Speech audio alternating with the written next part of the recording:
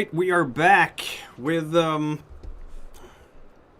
Sulfur Winter, Book 1 Sulfur Winter of the Conflux Epic.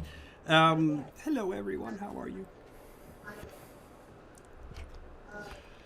Just to throw everything out of whack, I have now a different order of presenting people in because our wonderful graphic designer has updated the overlay with your character tokens and stats for the audience to be able to see. So on the far left of my screen, we have Eldrida. Hi, I'm Eldrida da Vumbra. I'm your local witch. Indeed. And Pathfinder as well.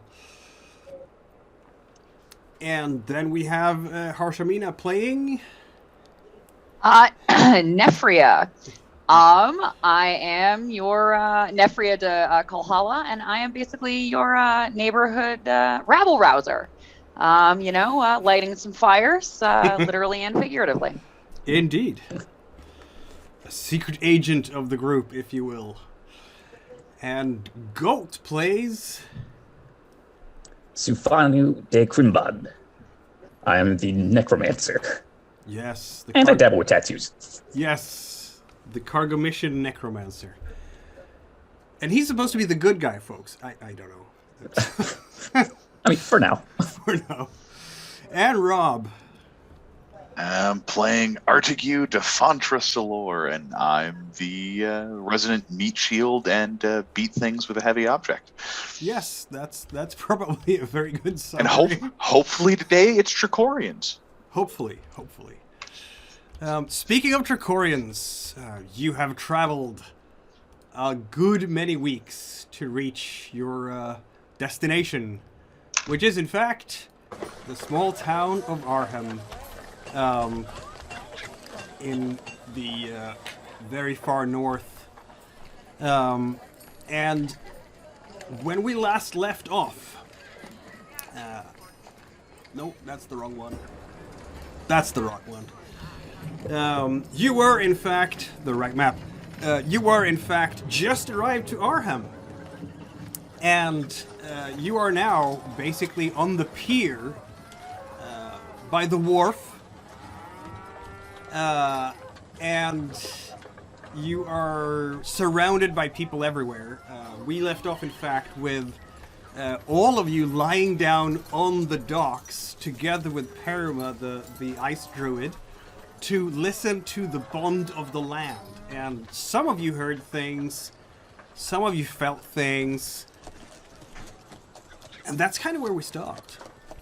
The small village of Arhem, or the big town of Arhem, depending on which perspective you have. If you're Marjura, you consider this big. If you are from anywhere else, literally, it's a small village. And you're lying on the docks as traffic starts to envelop you. Sailors are coming up from the many caravels and carracks that lay out there in the bay. They're starting to offload your cargo. Your crates from the Wave Dancer are coming. And, yeah, that's where we are.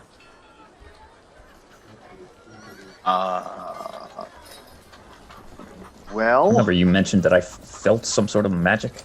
Indeed.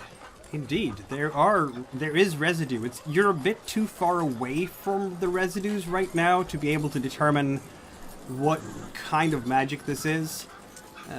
But someone in this town has used magic and not too long ago. Okay. Yeah, I'm gonna wander around a little bit, still keeping the group in corner of my eye so that I don't lose them. But yeah, I'm gonna try to see if I can locate it. Why don't we all just wander around together? I gotta make sure these crates get unloaded. Yeah. I'm just gonna hang out here until I'm done, making sure these crates get unloaded. Then, I've got to deliver the crates, but then I will wander around to your heart's content and make sure you don't die. I didn't know you were in charge of crates. I'm in charge. Yeah. I mean, they asked for my help, and apparently I couldn't say no. Apparently he's the quartermaster now. Briar is coming What? down the gangplank, if you will, and he is looking at all of you in a bit of surprise and wondering why you were on the ground. Like, he's looking at the ground and then looking at you and then looking at the ground and then... so shall we get going then? I suppose we need to find the grave fields and the lost civilization, and I hope the locals will know where they are, because I don't know. But we should speak to some Where can we speak to some locals, do you think? I look at Parama. Well, she is a local. Parama, what would you suggest? Parama has stood up very slowly from the ground, and certainly, Nefria, you are a great reader of people, and you will notice that she looks absolutely confused and a bit lost, and she doesn't quite catch what Eldrida is saying at first, and then she's like, say again? Are you okay, dear? Yeah, I'm sure it's nothing. Grave. We're hoping to meet some locals. Yes, yeah. The tavern, young Master Hilder's. That's where everyone goes. Okay. Yes, She's looking now at you, Eldrida. Did you feel something? Yes, the land. Mm-hmm. I did. I felt nothing. I will. I can show you where the tavern is, and then I will go to the shrine. I would like to accompany you to the shrine. That would be wonderful. All right. So, are we splitting the party this early? Is that what's happening? We got. Well, Sounds like it. well, I've told you where I'm going to be, and if you walk off, that's splitting the party. So that means that you're going to do the crates. Neff is going to go to the tavern. Sifanu is going to go tracking magic, and I'm going to go to the shrine. I will say, Nefria, if you want to hold on a second on the tavern portion, once I get these crates, I need to take some to that tavern. Yeah, that totally works for me. I'd rather show up with, muscle and hopefully some well-wanted objects from afar. So you come bearing gifts. Couldn't tell you. I'm just moving the crates. Well, then why don't Parama and I wait with you? Is that okay, Parama? Yes, of course. I recommend that Sifanu also stay with us then. And see. Briar, your great leader, Briar, is just looking lost and doing whatever you guys are doing. In a worst case scenario, Nefria will handle it. Exactly. Apparently, we're gonna sit here. So You will- Eldrida takes I a grab- seat and hangs out. Yep. I grabbed the crate in question, presuming it's not. I made sure it wasn't buried too deep in the ship. And once I have my crate in tow, we can go. Yeah, there's a little bit of a wait, of course, because logistics and bottlenecks and all that. You will notice, Goat, that you are not getting your horse. Your cart is being offloaded, but not your horse. Oh no! Don't tell me it died on the voyage. Apparently not. No, the local quartermaster will simply say that, no, sir. He seems to be a Trinsmyran. No, sir. The procurator has ordered that his horse be the first to be uploaded, and that will take a little while because it's on the Galbalon. That's has the one to be- that's stuck on a sandbar. It has to be the first horse on Marjura. It's important to him, apparently. That's my order, so I can't help you. Does it help if it's not a horse, it's a mule? Does it change anything at all? Surely a mule is far less prestigious, and that when the horse does show up, it will make an even greater impact because they will have a Exactly. terrible mule against which to compare it, and they will even more appreciate the grandeur of the procurator's horse. I suppose so, miss. I'll see to it. Yes, Nefria does have a way with words, and I'll just let her get the sailor to start with this without a die roll.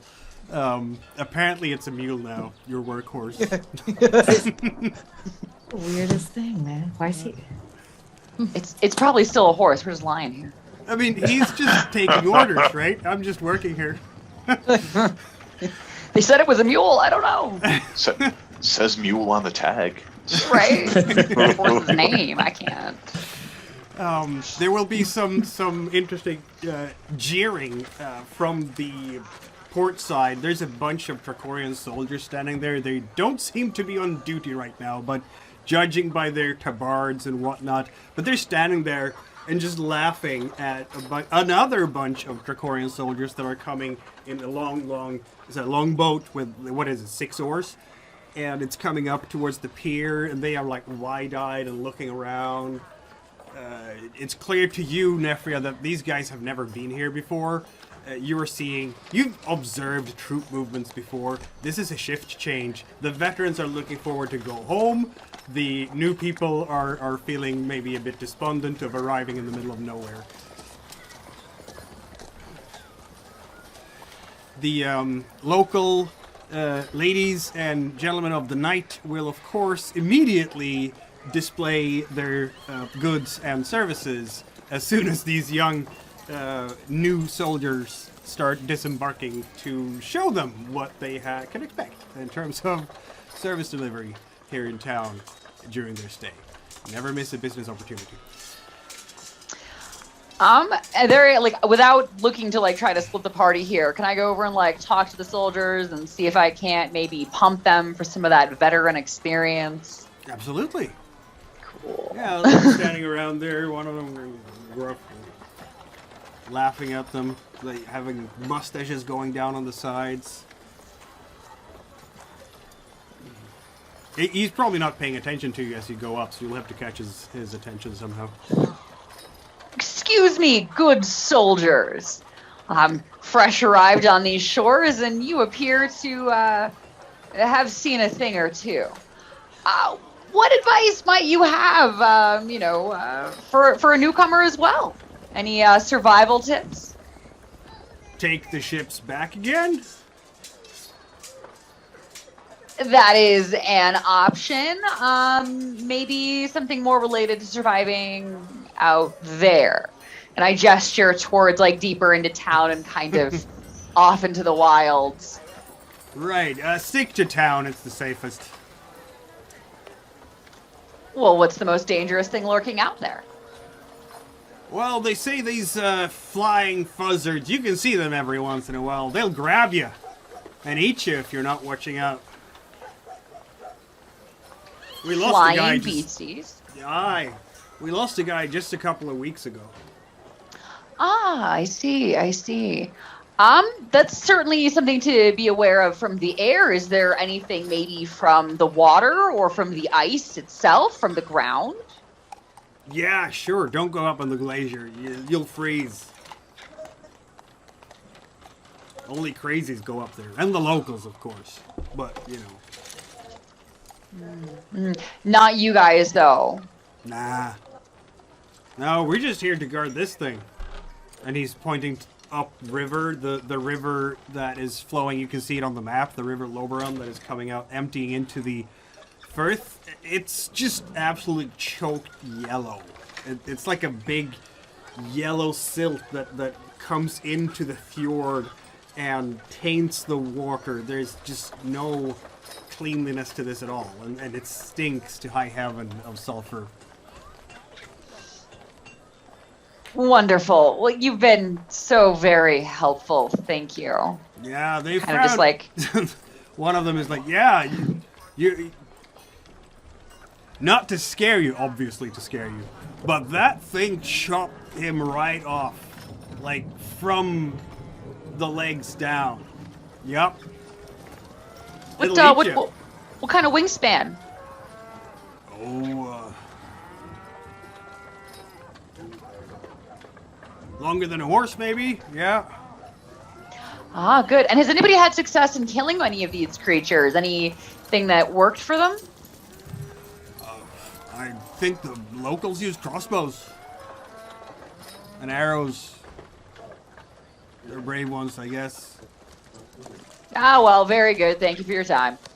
Kind of just turn and walk away and, you know, just hold my nose up both at them and the smell. Like, just... Hey, Sifanu, can I put this crate in your cart? Sure. Awesome, thanks. Crates go in the cart. You're starting to get ready with everything. It took you... Just occurred to me it made more sense than, you know, carrying it on my shoulders or something. That's true. Well, do you want to carry it on your shoulders when you kick into the tavern door and say, "It's here"? No, not really my style, I'm afraid. Maybe some other time. Give me something explosive and I'll do that. Oh, nice. Yeah, it takes about an hour altogether to get your stuff. But you get it. There is a lot of traffic down here, of course. The nobles and other people that you were traveling with have since taken... They were they were traveling lightly compared to you.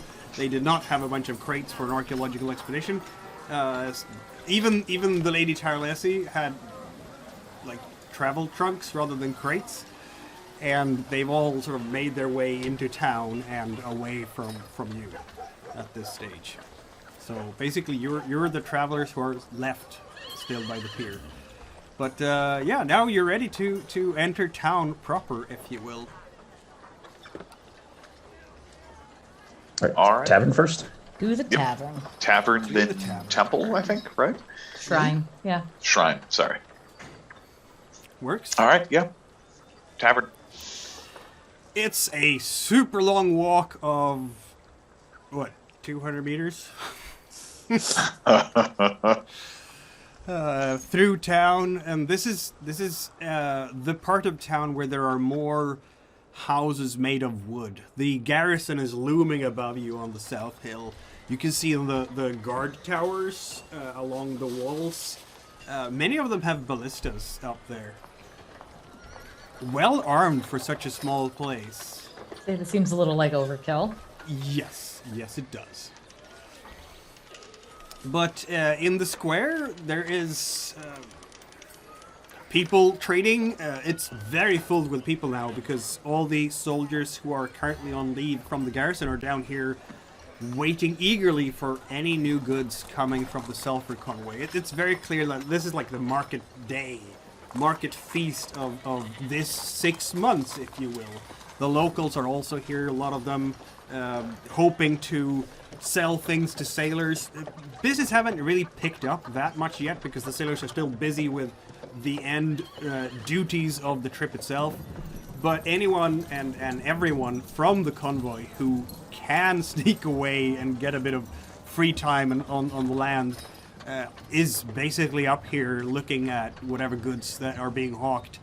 They have some kind of really stinky, even within the sulfur stink, fat that the merchants are saying, "Oh, excellent to resist the cold, excellent to resist the cold." Someone else is selling pelts made out of a weird form of leather that has like air bubbles in it. It looks like it has air bubbles everywhere in it.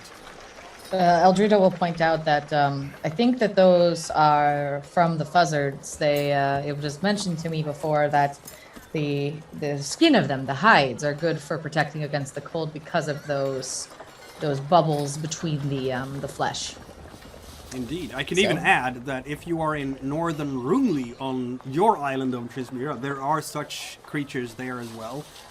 I don't think that either Nefria or Eldrida have ever been that far north on the island because it's a different ethnic group and they're not terribly welcoming to foreigners since the Dracorians arrived, so that's a thing. But you know they're up there, so not just on Marjura.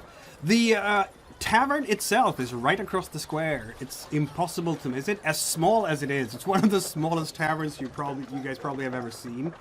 But it has the sign, and it says, it's like a very happy boar's head in a caricature, smiling wildly, like with the tusks going out. and it says Young Master Hilders on it. And there are people already going in and out there. Is this young Master Hilders, do you think? I can't tell. I'm confused. Neff, could you find out for us? Oh my gosh, let's just go inside, please. All right, hang on a second here, though. Because, like, again, everybody's all super excited. So when we go in there, I want to make a big deal about how we're bringing this tavern like a crate of goods, right? We've got a crate of goods for them from the ship. No. There's I wouldn't mention that crate. Fine. I was going to try to score us some free drinks, but fine. All right. It's going nice and easy. And so you enter Young Master Hilders. I will put your tokens out.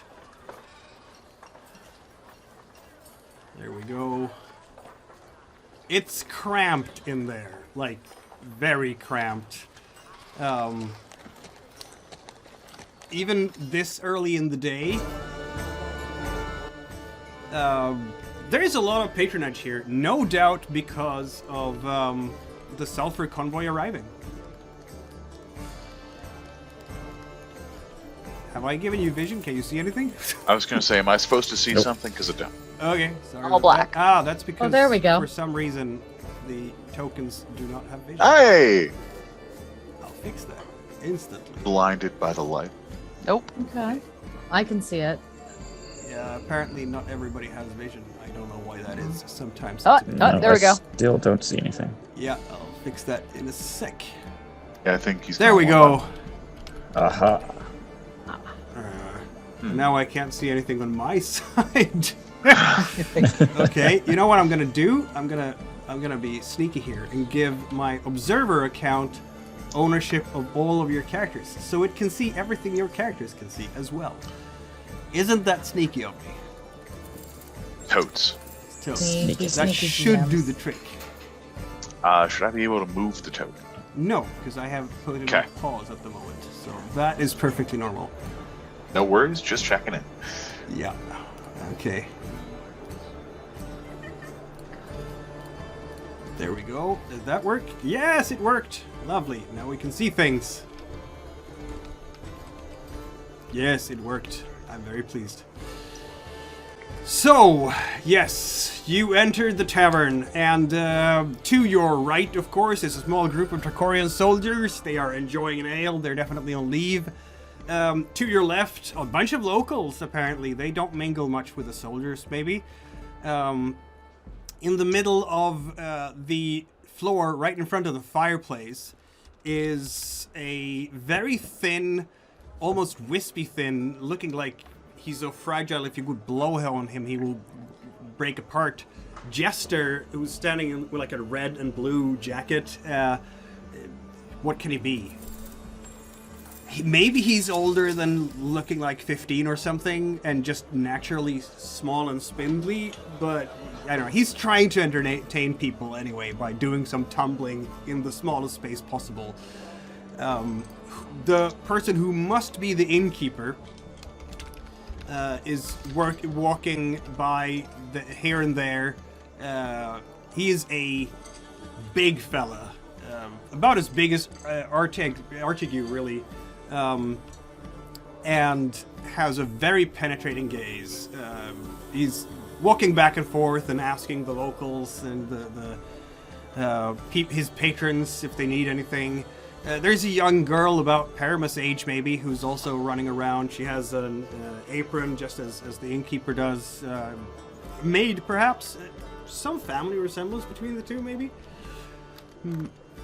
And that's basically it. The first impression, if you will, of young Master Hilders.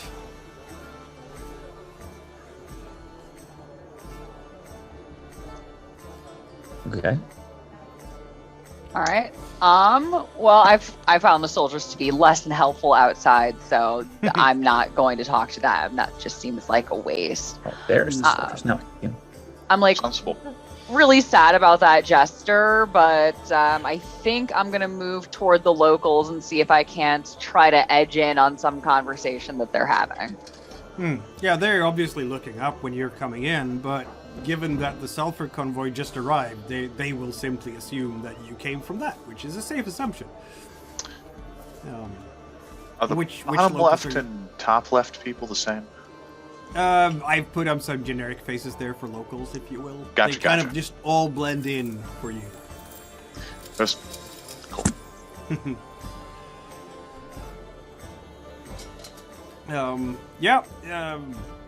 Wherever you want to go. You're not going to the soldiers, obviously. Let's see if I can't hear something interesting if I just elbow my way here. For sure. The two fellas sitting there, all quite bearded, obviously. They look up and they nod a bit. That's about it, really. The innkeeper, he's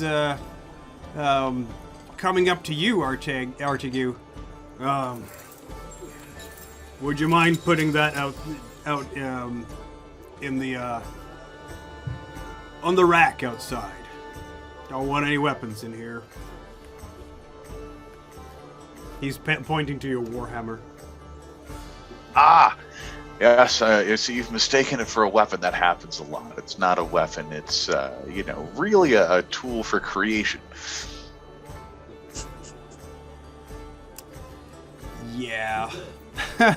He's going to look at you with a very, very penetrating gaze. And All right. How about? Let me try again then. How about this is much more expensive than anything hanging on a rack outside with no one watching it. I'm happy to put it in like the back, but not unsupervised in the street, unless you want to be responsible for it in some fashion. No, the rack inside the door, of course. Oh, inside the door. All right, sure. Foyer. I'll wander over to the foyer, and I suppose there is a rack there. I just didn't Yeah, see there it. is a rack with some swords sitting there. My bad. Thought it was outside the door. Yeah, sure. Yeah. Absolutely. You will notice, too, that there is, in fact, an axe in this room. It is hanging on the wall, and the blade is a nice half-moon shape. And to your expert eyes, Sir Artegue, that is, in fact, a battle axe, not a woodsman's tool. Nice. Gotcha. And where is that actually hanging in, like, just for reference? I'll Not that there's any particular reason I'd want to know or anything. I'd say that it's hanging, let's see now, where do I put it? Over here-ish. Sweet. Oh, good. Thank you. It's not supposed Yep, to be go. moved. Hang the hammer up. Come back. Yep. Yeah, I'm assuming the soldiers left their weapons outside too? Yeah, they've put their weapons in the same rack. Okay. Apparently they respect the innkeeper enough. Nefria, as you sit down there, the locals are kind of nodding to you. Well met, stranger, says one of them. Sulfur convoy, how do you?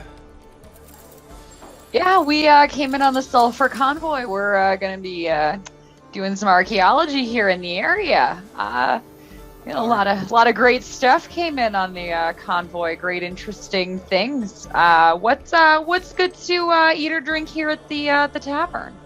Arche what? What? What is that? We're interested in ancient things, old things, that which came before.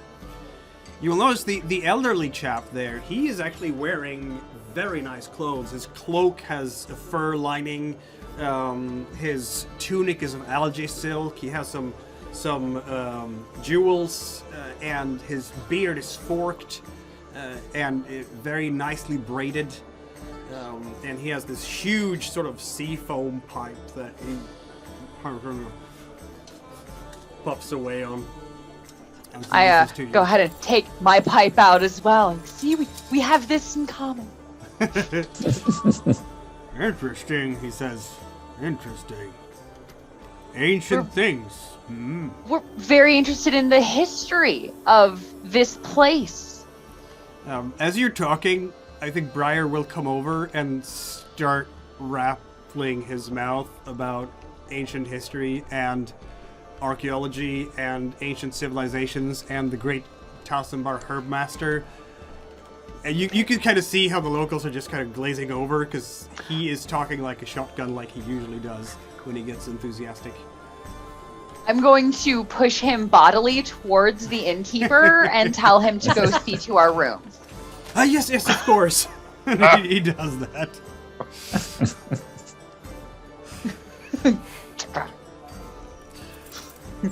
I apologize. That's our... He's in charge of the research part of... So he knows a lot. He's not people. He doesn't talk. He's not people. It's really very sad. Well, there's only one place for ancient things around here, says the old man. That would be, but no one goes there. Well, I guess if you could tell me about the place and then maybe tell me why nobody goes there or what's there and why it's taboo. Well, Kruri. That's, about a day or two north of here. But it's a cursed place. No place for a... Cursed, you say, huh? Aye, cursed. People go there into the marshlands and never come back. Haunted. Ooh, do you know what would haunted by what? Ghosts, I should think. I never go there. No one of sound mind would.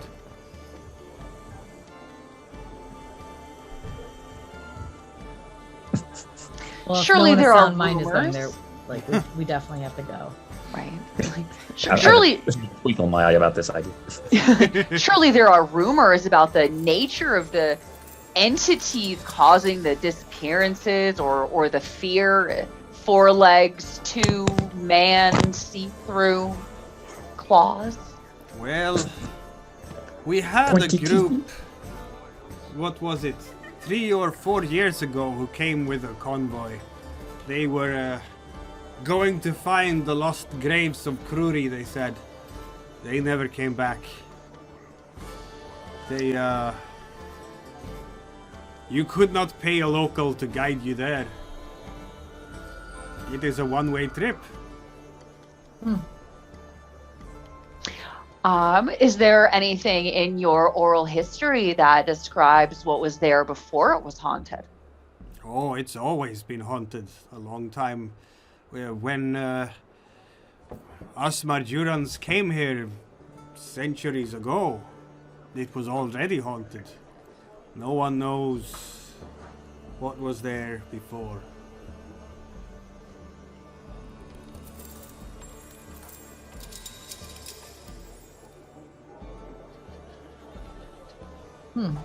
Wonderful. Gentlemen, I'd like to buy you a drink for your information. What's good?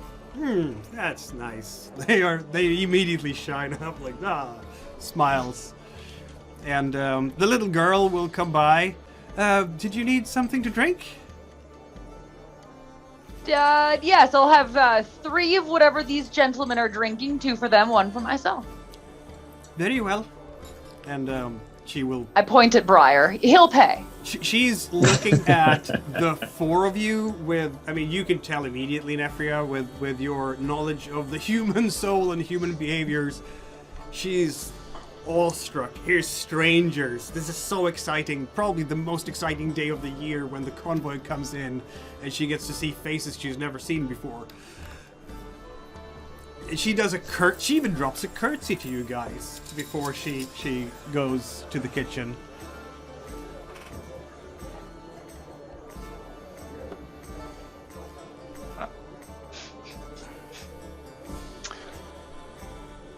Hey, Nefria, Yeah. who are you talking to? The old local. Well, I mean, I bought a drink. I sort of felt I had about tapped them. place is haunted. Let me try this again. Hey, Nefria, who are you talking to? Wink, wink. What's their name? Oh. Makes them easier to keep track of. Oh, good sir, since I bought you a drink, perhaps you could do me the courtesy of telling me your name. My name is Nefria. I'm Guelman, says the elderly chap.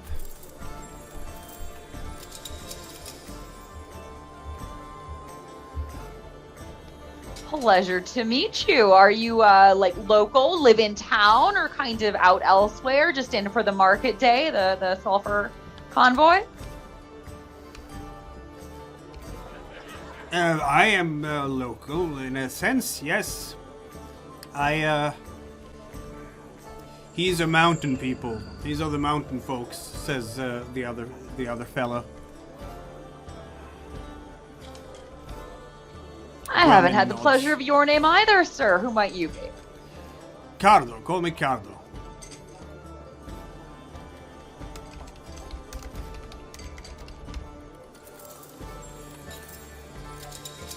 Mountain folks, how wonderful. Surviving out there must be kind of rough. Surely you have some tips or tricks on how to get past or take down the myriad of creatures we'll be encountering.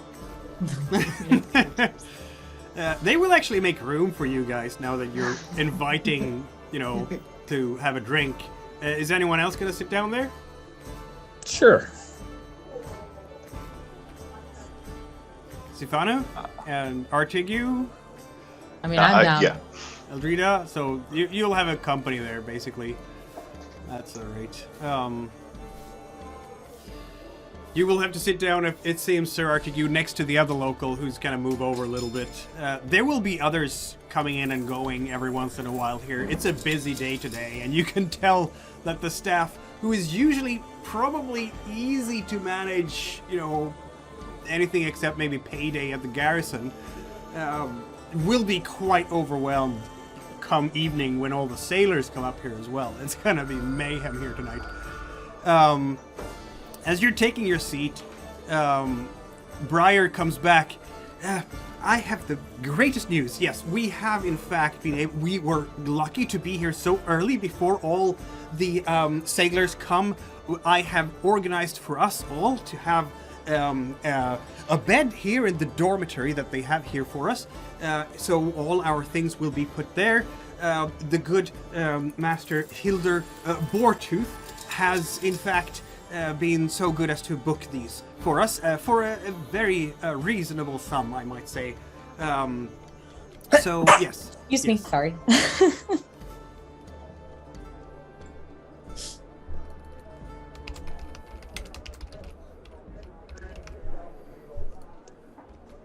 Yeah, you can see the innkeeper kind of just walking over. He's shouting something into the kitchen. Briar will sit.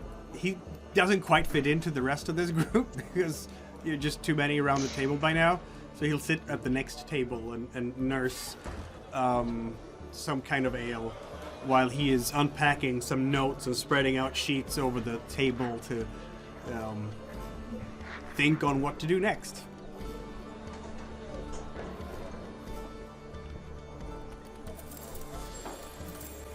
So, if we were to, do the, unrecommended thing and head 1 to 2 days north from here, what might we encounter along the way? Well, Garda will mumble a little bit. I suppose you should be on the lookout for the buzzards. They are apparently aggressive now. Were they not before? Well, we've always lived with them, but they're giving each other glances. There's clearly something going on.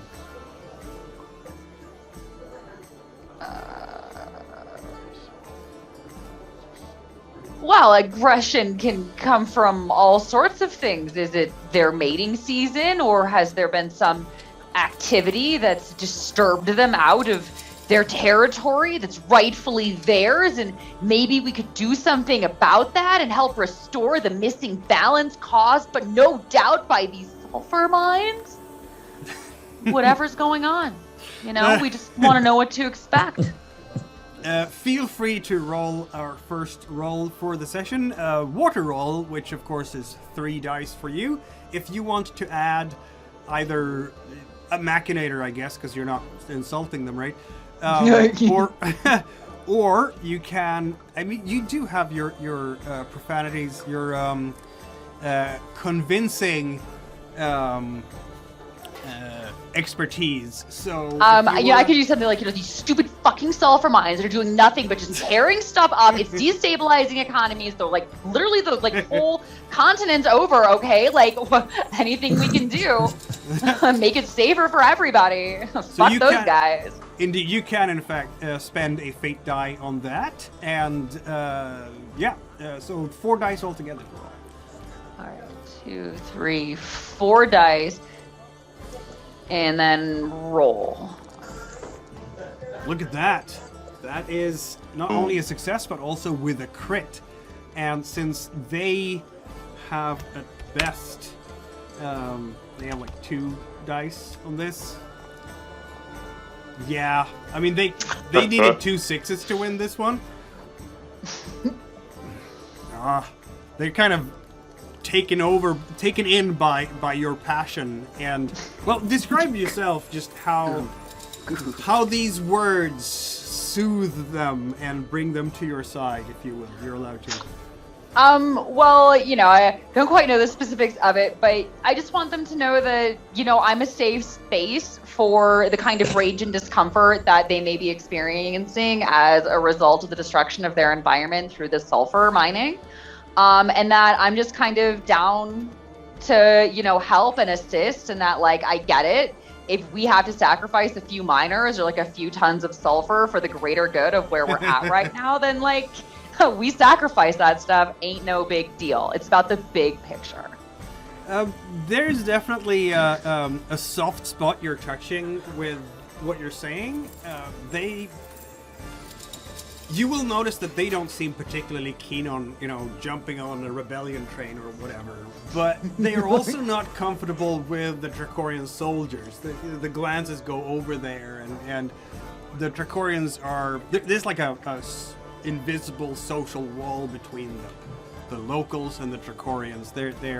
They might not mix as much as maybe you would think at first glance. And they will... Well, the weird thing is, it's not so much... they've been mining here. It's kind of like they're trying to disprove you here about the mines, even though they're uncomfortable with it. So Cardo will say, it's not... They've been mining here for a good, 20 years now? And, they've never disturbed the Fuzzards before like that. They've always been, quiet. Well, if you go alone into the wilds, then yes, maybe there is a risk. But now we have,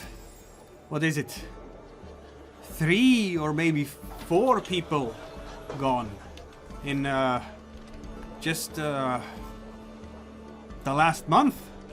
That never happens. It's strange. It was a fisherman. They found him down by the beach. And, only the legs were left. You think Fuzzards did this? No, Fuzzards did not do that, says Cardo. I walk the wilds. They eat No, this was like... a saw, maybe. It was a clean cut. What did they do with this body? Who covered? Where did it go? I don't know. Vanished. Gone. They're kind of making a sign which seems like protecting themselves from the evil eye or something. When nature acts strangely, it is usually something has upset the land. Fuzzards like to take their prey away to their shelves to eat in the mountains. This is true. But they don't bite off like that.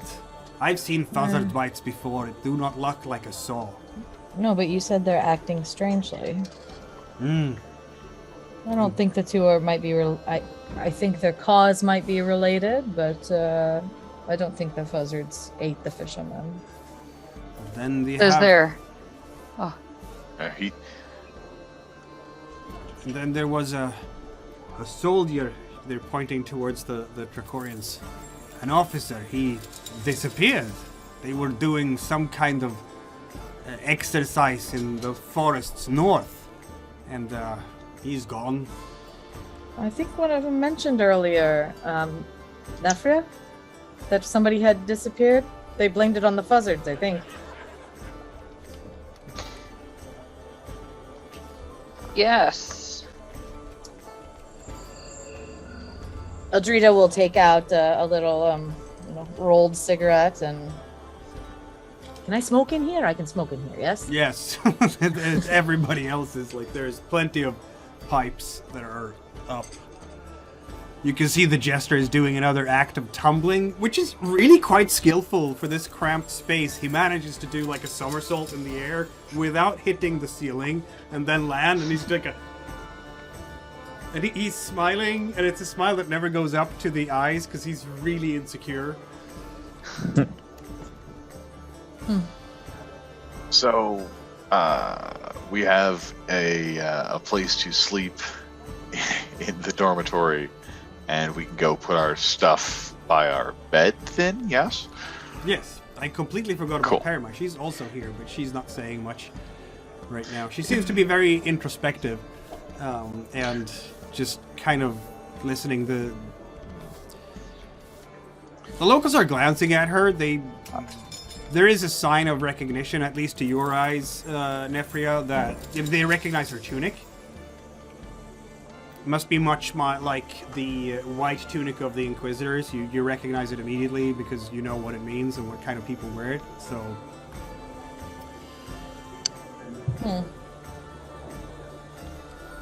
But they're not speaking to her much.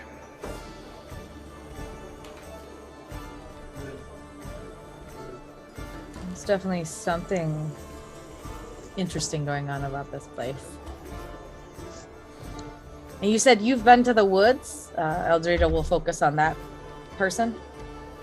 I go and hunt, yes. This is Cardo speaking. Cardo, is there good hunting around here? Oh, reasonable. We get by. Bison, reindeer, seals, if you care to catch them. It's good hunting. Just make sure to look out for the Fuzzards and you should be fine. There are some wolves and polar bears too. But they are mostly up on the glacier, the polar bears. Ever had any problems with the giants? No, the giants keep up to the glacier. It's hard to find them. Every once in a while you can see, though there is one of them, of course. I hear he's skulking around the outskirts of Arhem and stealing sheep and Interesting. goats. Why would he be doing that? I don't know. I hope he goes away. Maybe he got exiled from his people. Sounds like we need to make a friend.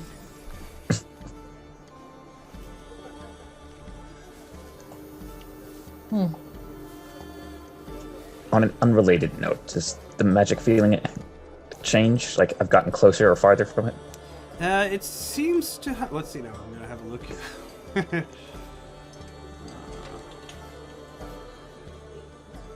I'm gonna say that going into town it got a bit stronger, but then it dissipated. So it must be a while since whomever used whomever cast a spell.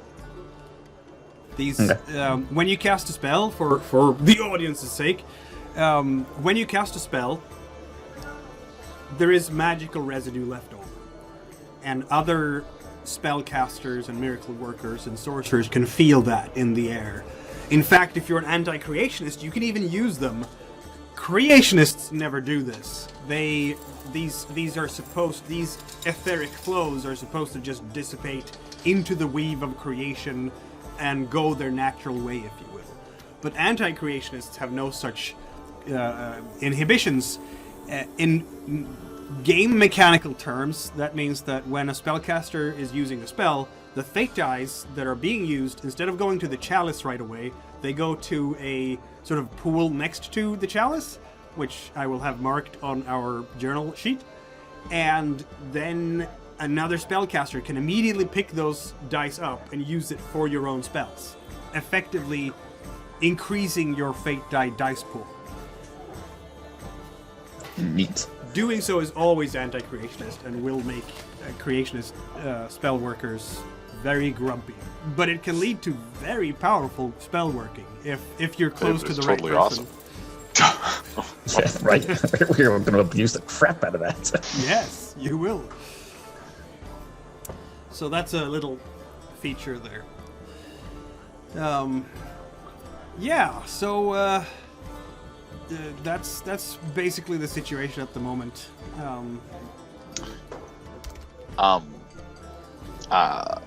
I will go wait for a moment when Hilder's, sticking his head back into the kitchen to yell at somebody about something. Yeah. And at which point Artegue will, not so subtly, of course, because he's enormous and doesn't do much of anything subtly, but I'll wander over to Hilder and ask him if he's expecting a package. And if so, where he'd like it. Yeah, Perhaps, you go over there. Perhaps the back door. Exactly, perhaps the back door. You go over to him, and he is coming out there with... Basically, he's carrying a good-sized spit of roast that he places on a table over here, I guess, because the guests ordered some food. It's getting close to lunchtime by now. And as he goes back, you intercept him, and he's looking at you and... I'm not expecting anything. Oh. No? Alright. Then, what? Not gonna argue with him.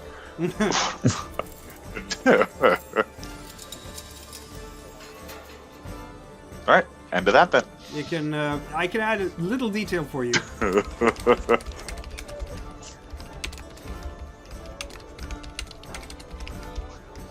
There we go, in the Zoom chat. Ah! Gotcha. Yeah, that would have been good. Alright, hold on, let me... I'm guessing you're whispering that in his ear. No, I think, sorry, when he says he's not expecting a package, I'll say, I'm sorry, I must have you confused with somebody else. And I'll ask if he has any idea how the, how much mining they've done of sulfur this winter. He's looking at you. No idea. And just kind of walks past you and continues with his business. Really, I'm given to... Okay, so from this I can deduce he's not the person that the code word is meant for, or they would have recognized it or something. Yeah. If you want to roll a wind roll to confirm that, you're free to. Nope, just going to assume it. Okay. That makes sense. All right, dude. Well, apparently there's a code word. Apparently he doesn't know it. Just didn't much. Like, okay. While you're all discussing different things here, a young fella with a maybe weasel-like face is coming over to your table. I couldn't help but hearing, he says with a bit of a lisp, that you are searching for ancient artifacts, yes? I look We at are Nefria. we are interested in that which came before, yes. Ah, yes, I might be able to help you. I glance over at Briar to see if he's noticed this conversation or not. Nope. He is Good. nose deep in his papers. What is your name, and what do you know? You will notice that the two locals are kind of just staring at him with a bit of disgust.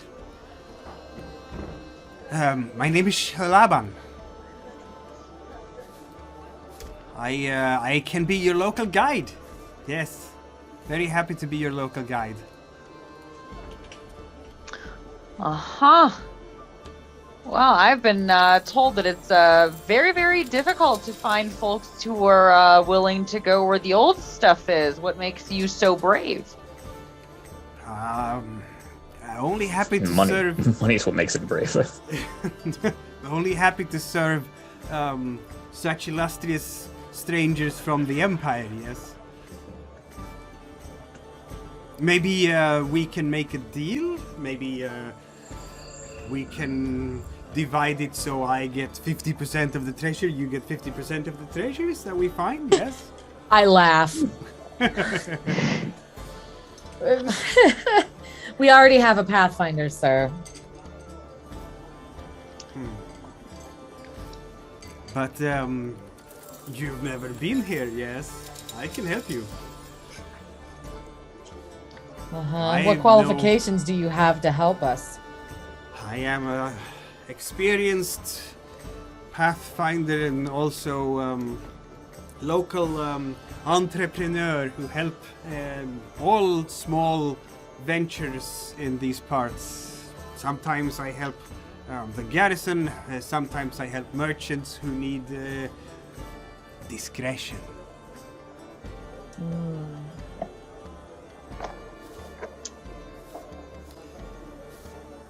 Huh. Tell me, what do you know about old things in this place? I have never been up there, but I know it's there. The Kruri, yes.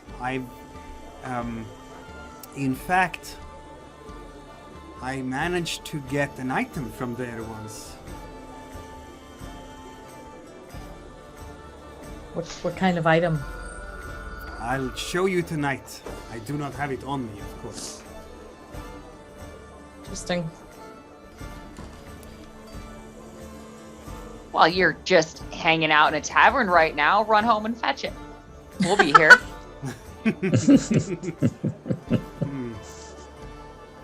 Very well. We're eager business people. I like eagerness, yes.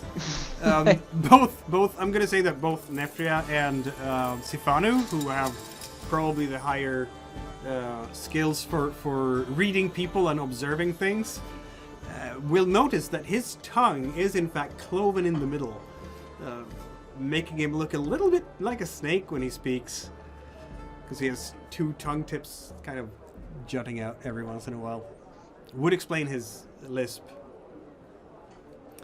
Very well, I will go fetch it and we can talk about it together. Maybe you can recognize the artifact and see that I can in fact take you there.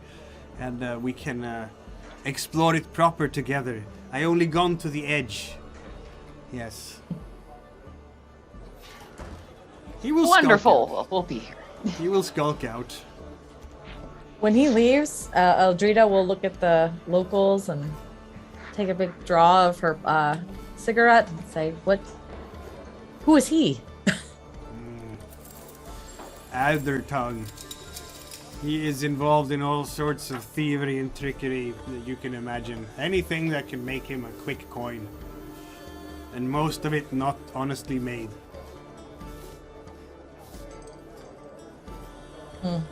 So he's a trustworthy fellow.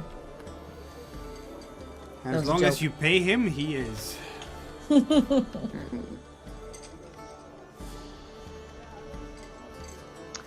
if he managed to find something just going to the outskirts of this graveyard, I am curious about what a deeper look might yield. No, but not for 50%. Oh, hell no. 10. I mean, I can try to negotiate with him, but, you know, I would just be mean, may drive him off. On the other hand, we could charge him 50 per, agree to 50% and happy accident. We're gonna go out there and be his protection to go deeper into this facility or area. We're not doing it for 50-50. He can have 10%. Well, but what if we, don't successfully defend him from the dangers? Yes. The ice is cruel. Parima These buzzards are attacking. Parima is kind of looking up at you guys and looking a bit shocked at this. And We're not. They're kidding. Calm down. Parima. Well, they are right that it is a cursed place, Crudy. I've never been. No one goes there. It's No one goes there. How do you know it's cursed? that kind of puts her on the spot. It's like you just question her whole life's common sense here. Oh no! No, I understand that it's taboo and that you don't go there, but surely mischievous children go there and get scared off. These stories must have an origin. I'm deeply curious about what they might be. I suppose so, she says, and starts to look at things in a new light. You manage to actually shake her out of that caution a bit, and now she's having that glint of adventurousness in her eyes. Yes, when I've been to the shrine, and can I come with you? I need to go to the shrine first, and then maybe to the temple, and but then I will be very happy to be there with you. It seems Absolutely. like, unless I have duties with the order, of course. I hope. think that it is with the premonitions that we have been getting, Parima. I think it's important that we stick together. Maybe you're right, yes. The jester is now really desperately trying to get you to look at him, as you are the only new faces in the room. He's doing like a quick cartwheel and just going in front of all of you. I clap politely. I don't really know what to do with the jester. I'd do with that jester. Well, I imagine what you should do with that gesture involves a package. I mean, you have coins in your purse. You can always get so. Yeah, I throw a coin at him. Yeah, there are Whip it at him. No, if you feed him, he'll never leave you alone. It's much like a dog. I support the arts and busking. Exactly. Alright. Hey, Nefria, if you're open to doing me a favor, can you chat with your new friends here and figure out how many people are like? I need to find somebody in this town named Boartooth. They're supposed to be here. I'm apparently terrible at this. I just look at Artegue and I say, well, Hilder's last name is Boartooth. Apparently, another Boartooth. That would be his son, says Parima. Ah, excellent. See, Nefria, you were the right person to ask.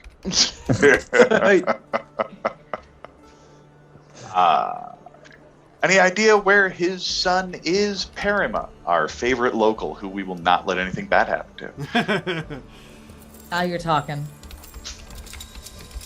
I know. You'll have to ask them. I just came here with you. I Nefria, haven't been here for years. I've got a different question for you. Can you figure out where his son is? the locals who you have struck up conversation with, you will notice that it's mostly Cardo doing the talking. Young Rurik, he's often out working on a farm.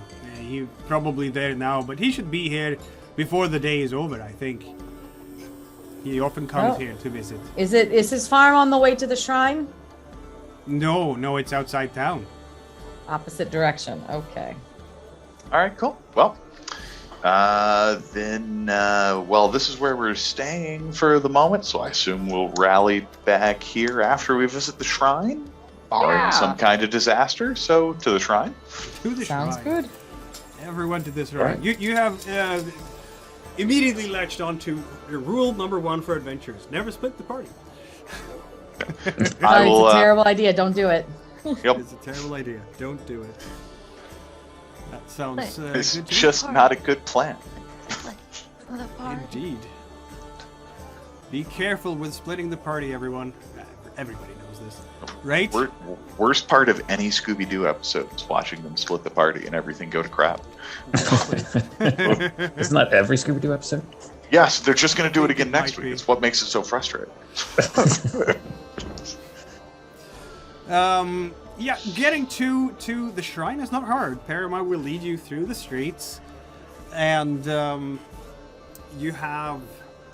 It's basically in the same... So, across a small stone bridge into the northern part of town. And the big difference, just as you walk across the bridge, is the demographics. Over here, it's basically only Marjurans. You can tell the difference on their clothes already. The Krakorians tend to wear for the most part, more colors. You have your reds, your greens, your blues, and so on and so forth. Not always the best way to dress for the weather or to go out into the wilds. It's not... They're very likely to stay mostly in Arhem only with that kind of dress. The locals here, they're dressed in sturdy leathers. Sometimes they're like with the furs turned inwards. Lots of grays and browns. Woolen, linen, that kind of thing. Mostly woolen, really, if it's not leathers and furs. Simple, hardy type of clothes. In fact, Eldrida, you blend in really well with this group. I was going to say, can I actually take a quick moment to stop by one of the stalls and see if that armor or gear that's insulated is something that I can afford? Certainly. Let's have a look. I mean, I was just going to point at Briar and be like, he'll pay. Yeah, if you didn't Is Briar tell... coming with us on Yeah, this I was shrine gonna say, adventure? if you didn't tell Briar that you're leaving, he is in fact still at the tavern because he is deeply immersed. You can hear him mumbling to himself. I think but it's safer if he just stays. Yeah, he's a liability.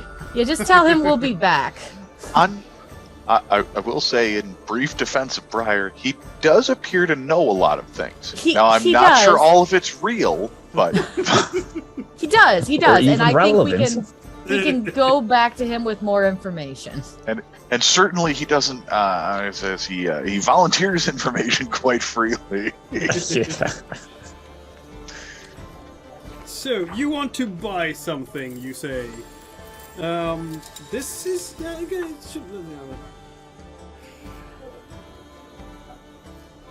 I'm gonna say that it's not as cheap as a level 1 purchase, it's more level 2 purchase, because these things are dangerous to get, and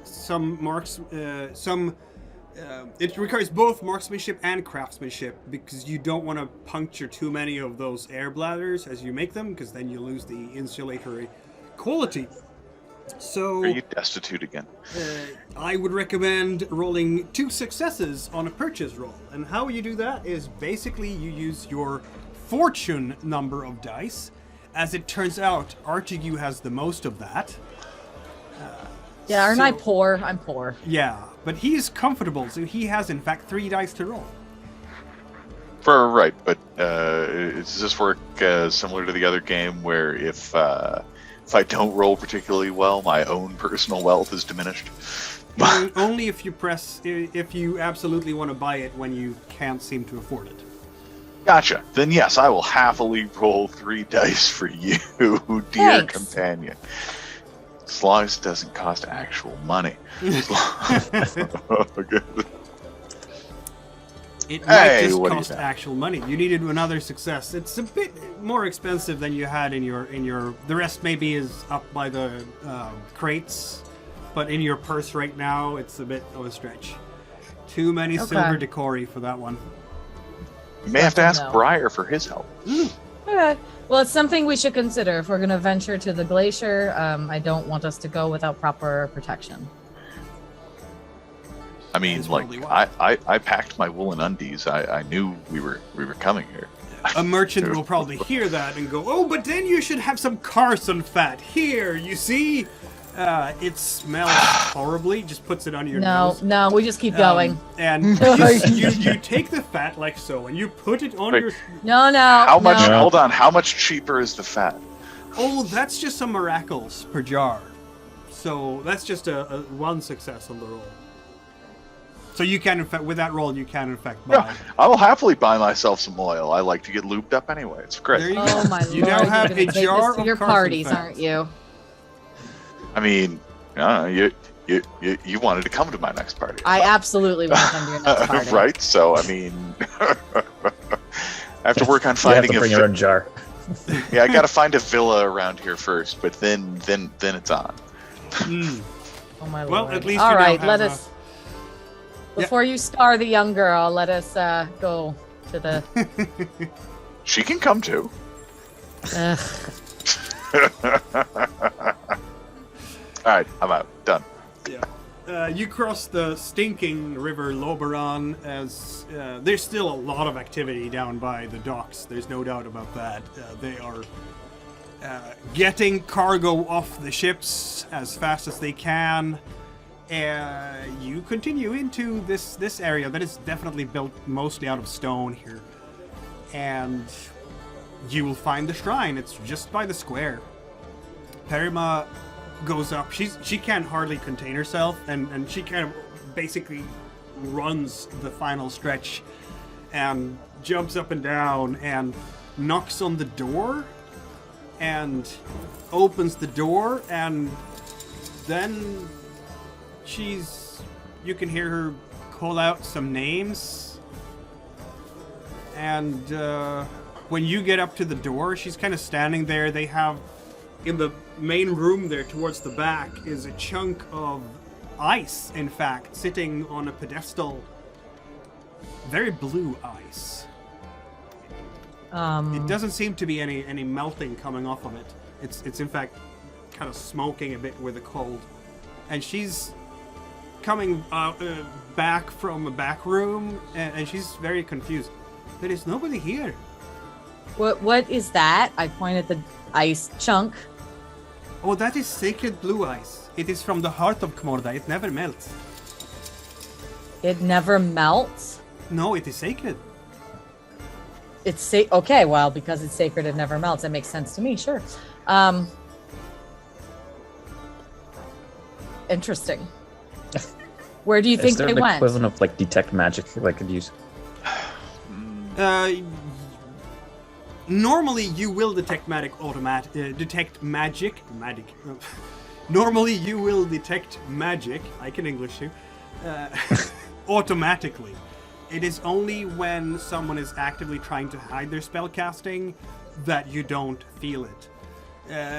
This does have miracle properties, if you will. Okay. Yeah. It's very weak. It's not a particularly strong artifact as such, but it can definitely be used by, say, a druid who is channeling their conversations with Kmorda, if you will, for greater effect.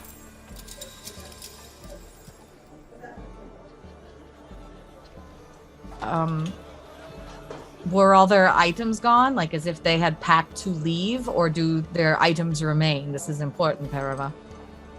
Yes, it seems completely abandoned. I do not understand.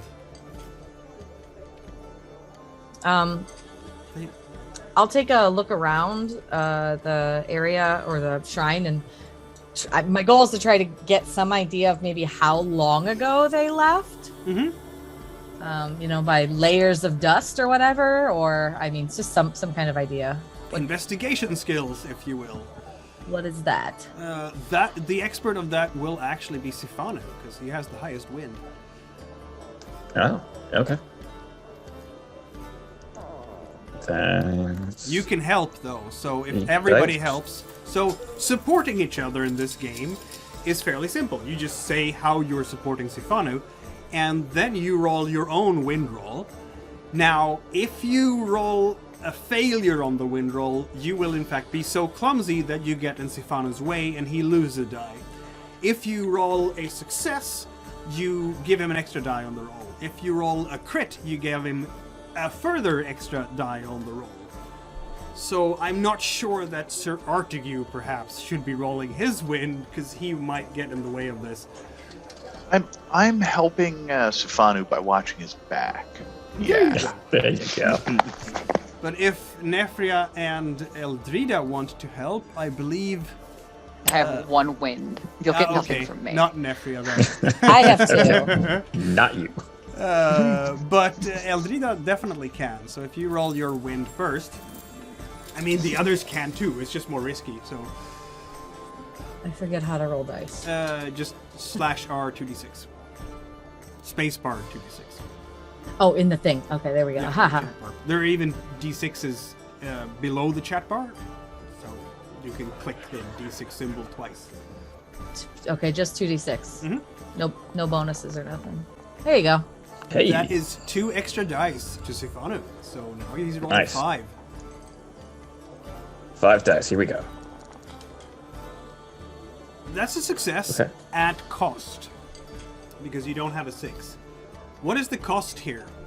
Maybe it takes a little bit of extra time to search everything through. Maybe you take a point of misery to one of the bloods. What is the cost? So 2 wasn't enough? No, you succeed. It's a success. You have to pay something for Yes, you pay. It's a success. If you don't get any 6s when you roll a success, you pay Okay. something for your success, but you do succeed.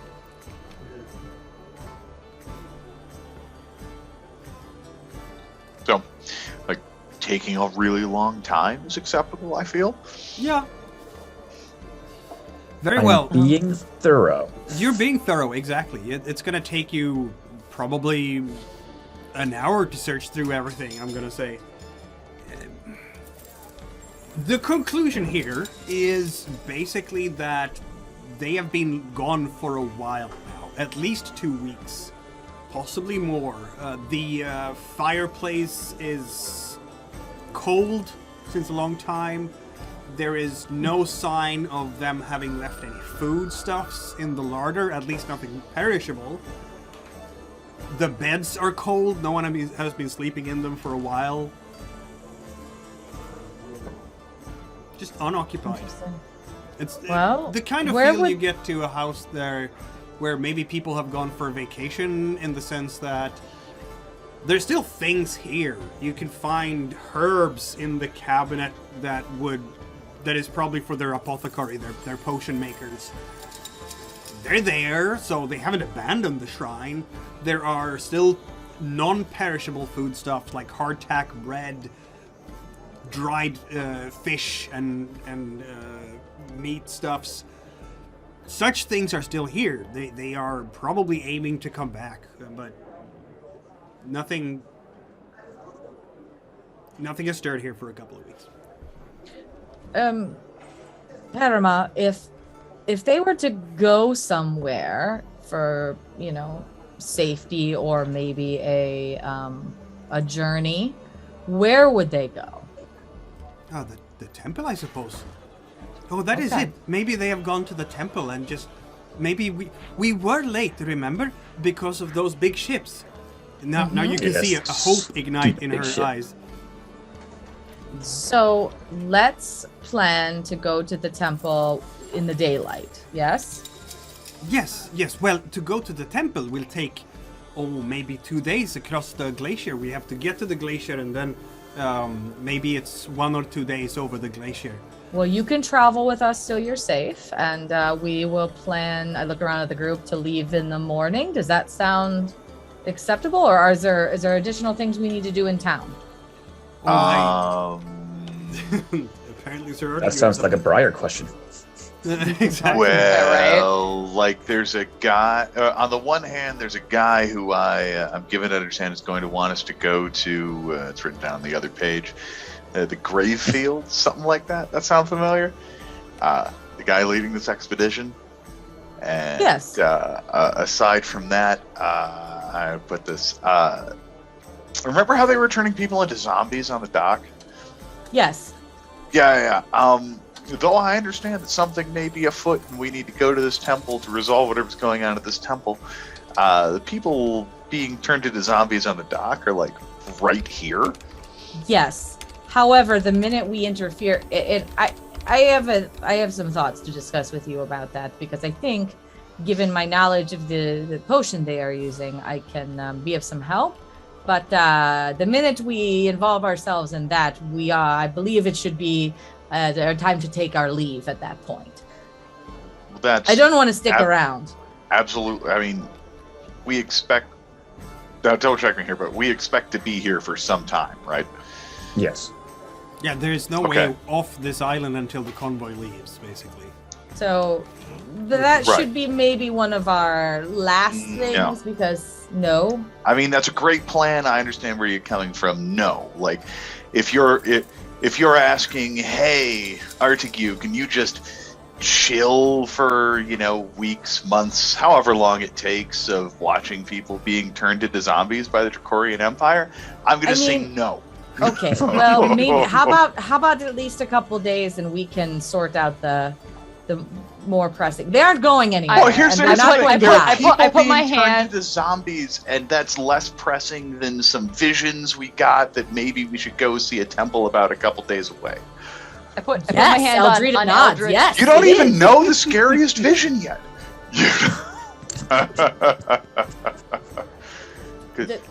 Your volcano wants to blow up. But anyway, that's all beside the point. Perima's just looking at you. What? Nothing. One thing at a time. We will do something about the Zombin. That is also a problem that I feel very strongly about. All right. Can you make a case for how your problem is more pressing? So This I is put what the my gods have told hand me. on Eldrida's shoulder, and I look at Artegue and I say, comrade, brother, I understand the urge and the need to act now, but it is foolhardy to rush in half-cocked and without a fully fleshed plan. We need to know the lay of the land and understand our escape routes. And brother, we will free them, comrade. I promise you, we will free them from the plight of Zombin. But it must be at the right moment. So as soon as we're done with this next thing we want to do outside of town, then we'll start coming up with a plan to do something about Zombin. Is that what you're telling me? I have somewhat. We can talk about it on the I way. would like to actually scout out the area. Let's talk about it on our way back. You can't say that you'd like to scout out the area before you can do anything about it. So let's leave. Let's talk about this on the way back, and because we do have to meet our No. Adder-tongued friend. This doesn't jive. Okay. Your plan, or I'm sorry, what you just asked me for was come do this other thing. And then on the way back, we'll talk about whether or not we address the thing you want to address. No, we are going to address it. There is, I promise you. Right, okay, so we will go to the temple. Cool, because that's very pressing, because God told you it was. And... Well, you said that's what the gods told you, right? I had a vision. Am I misrepresenting you? No. Okay. Cool. So, this very important thing we have to do for your gods, we're going to go do that, and then we're going to come free the people from being turned into mindless zombies irrevocably? It's not irrevocable. It has to be refreshed all the time. I was under the impression there were lasting after effects, but no, they're perfectly fine afterwards? I mean, slavery never makes you fine afterwards with the trauma that it might happen, but as long as we get to them in a rapid fashion, they should be fine. Yes. So again, you accept my terms. We That go after do your thing. We come back and do my thing. Yes. I accept those terms, assuming that there is no other pressing life and death situation. Yes. Okay, cool. So, like, if we go do the thing that your gods told you to do, and then your gods tell you to go do another thing, you're going to want to go do that. I just don't want to make a promise that I'm not going to be able to keep. No, I don't want you to make a promise Artegue, you're not going to so, keep. I want for you to make example- a promise and then keep it. I am going to keep it, but if we get to the temple and say the druids are in distress, I would like to take care of them first before running away. Does that make What sense? makes the druids more important than these people? Because they're not going anywhere. Neither are the druids that we don't eat, or the druids that exist in Potentia. If we are going Verima is to... giving you a very strange look at this point. Let's just head back to town, all right? You're still in We're town. in town. Well, let's head back to the tavern and meet Addertongue before he gets confused about where we are. He's probably Okay. hanging out with Briar, and that can't be good. So we'll go meet Adderton. Then we'll go to a temple, and then we'll come back. Anyway, all right, we'll go back to an inn. Very good. Yeah, walking to the inn is of course just as fast as walking from it. Very surprising that.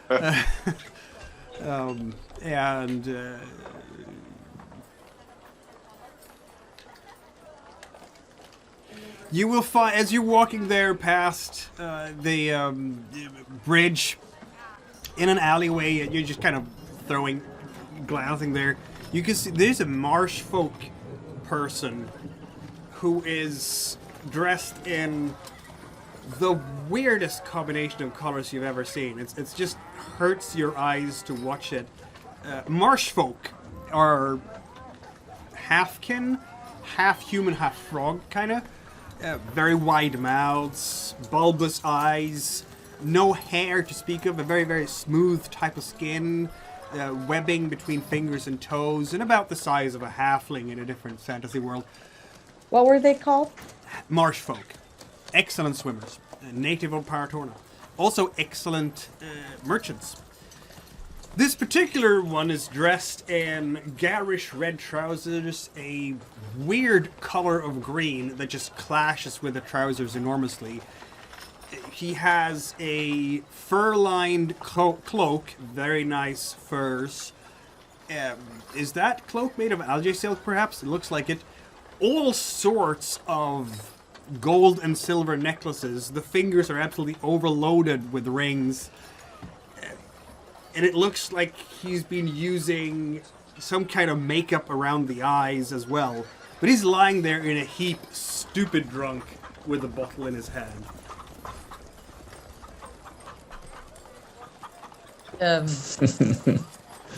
Sir, do you have a room at the inn? It's some kind of rum toddy that is absolutely horrible smell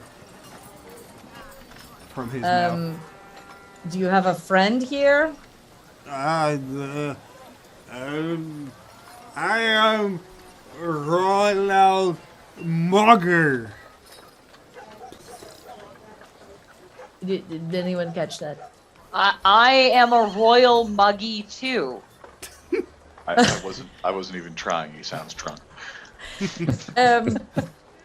We don't want to just leave him here to get... Does he have a wallet? Oh, he getting robbed. sure. He definitely getting robbed if we leave him here. Big purse. In fact, do any of us want to rob him? No, we're not going to... Naraba, is there a infirmary or a yes, we drunk should take tank? him there. We should take him to the infirmary. Okay. It's right next to the shrine. So you go back towards the infirmary and Can we maybe like jingle him? Like jangle him a little as we go, and whatever falls out of his pockets, I'll just kind of glean. Hey, Is this the infirmary the Shaggy Lights run? yes, they are very good at healing. Bet they are. Mm-hmm. Oh, let's go! You're walking there with a very drunk marsh folk merchant between you. He's kind of wobbling, more than kind of. In fact, if you're not holding him under the arms, he will fall over again. And he starts singing some kind of really weird marsh folk song about some weird characters. And he keeps laughing about how stupid the human is. Yeah. He's singing it very loudly. Jiggle him. Naraba, how long have the Shaggy Lights been here?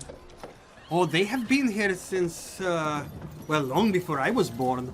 I think they came almost 100 years ago. Mikhail, was that about the time they left Vumbra? Yep. Aha. I don't really want to take him to the infirmary, but Parima looks a bit surprised. Why not? well, you see, have you ever heard of a town called Vumbra?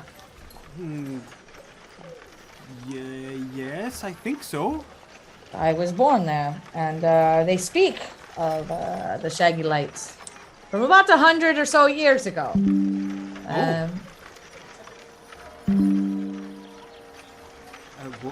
What do they say then?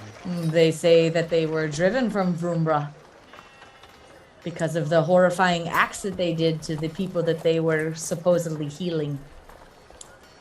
Oh, but I'm sure they have mended their ways since. They have always been very supportive of us and been good at healing the sick. 100 years, it's not always. And do the sick come back changed? How many get healed as opposed to, having things fail? Do they miss limbs? Every once in a while, not even their skill is enough.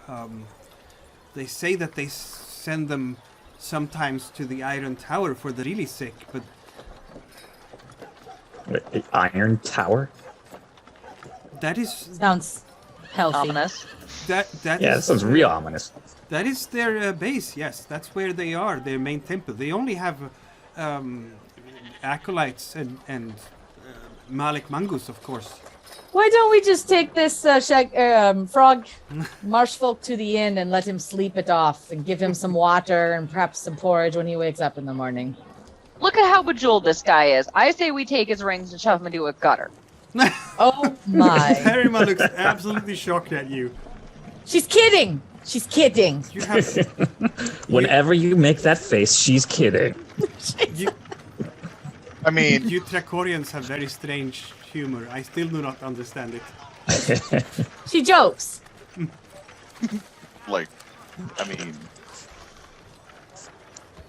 I suppose it makes sense. Artegue's supporting this guy. Yeah, okay, cool. I slip a ring. God.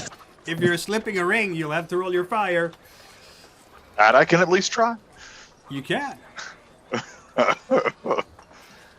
Oh, gosh. Am I the only hero in this party? Come on, guys. Apparently. What is happening? Oh, says the one who doesn't want to save people from being I just want to take our time and do it in an appropriate fashion.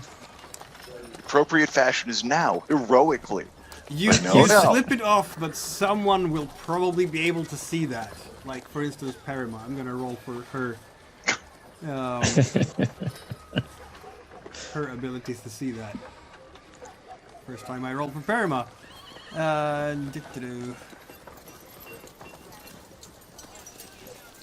Yeah, unfortunately, she doesn't really have any skills that I could use to help her see this. But who God, knows? 'cause I don't have any skills to help avoid it. She doesn't see it. You managed to sneak it off without her seeing it. Cool. I give it to Nefria when we have to, cluster close together to get inside the door of the inn. Yep. Just set him at the table, and I switch out his drink for water. Yep. Indeed, you get back to the tavern.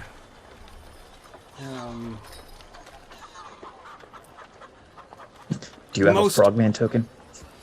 Some people will have left. Some people will have joined. Guelman is still there, as is Cardo, and the Jester. It's not the same Trakorian soldiers anymore. It's a different bunch. The Jester is still trying his hardest to do his thing, and as you get in there, you will in fact notice that. Where did he go? Shalaban is in fact back, and he is sitting next to Briar, because of course he is. Eldrida will have a seat with her drunken marsh friend next to Briar and the locals. And Yep. did anyone see this gentleman get served a ridiculous amount of alcohol? The serving girl will, in fact, come up and say, "Oh, I see you have met Ronald Mogger. He is very often very drunk. He doesn't come he comes to the tavern sometimes, but I think they have a lot of whatever marsh folk drink in their own house." He's going to get mugged or injured or something just laying outside. Again, yes, this is true. We can put him in a bed in the tavern and he will be able to sleep up for a while. That would be good. And so she is escorted. Hildur looks kind of gruff, but doesn't care too much. Apparently this happens frequently with this particular young marshfolk fella. He's a pillar of society. Yes, clearly. A rich pillar of society. Briar is looking at you and going, "Oh, my fellow traveling companions, I have such good news. We have a guide. I have hired him for the expedition. This will be extraordinary. He found an amazing artifact. Look at this." And there is, in fact, an artifact lying on the table. It's about Oh my god. yay long-ish. A statue looking like a human with a bull head, standing with hands up like this. The, what do you call it? The foot of the statue, like the feet of the statue go down to like a plate, if you will. Yeah. But the plate is a bit weird because on the underside it's fairly round, so you can't really set it down. It just will fall over. Interesting. This, I think, must have come from the site that we want to excavate. It's a very promising site, says Briar. I'm very happy that we found Master Shalaban here, and I'm very happy that he will be able to take us. I should think we will. Well, it's too late to move today, I suppose, but we will have an early start tomorrow. Yes. Excellent. I'm very excited. Finally, we will. So, what's the rate this guy's asking for? Oh, he was asking for. Let's see now. It was 1 gold trakin per day, and then he agreed to a mere 30% of the findings. Well, you see, unfortunately, our good friend Briar here has made a classic mistake, and, well, you see, he's the academic, as it turns out, not the planner and not the guy who holds the purse strings. And I, again, shove him out of the way towards Ildor, go get us some mints for our rooms.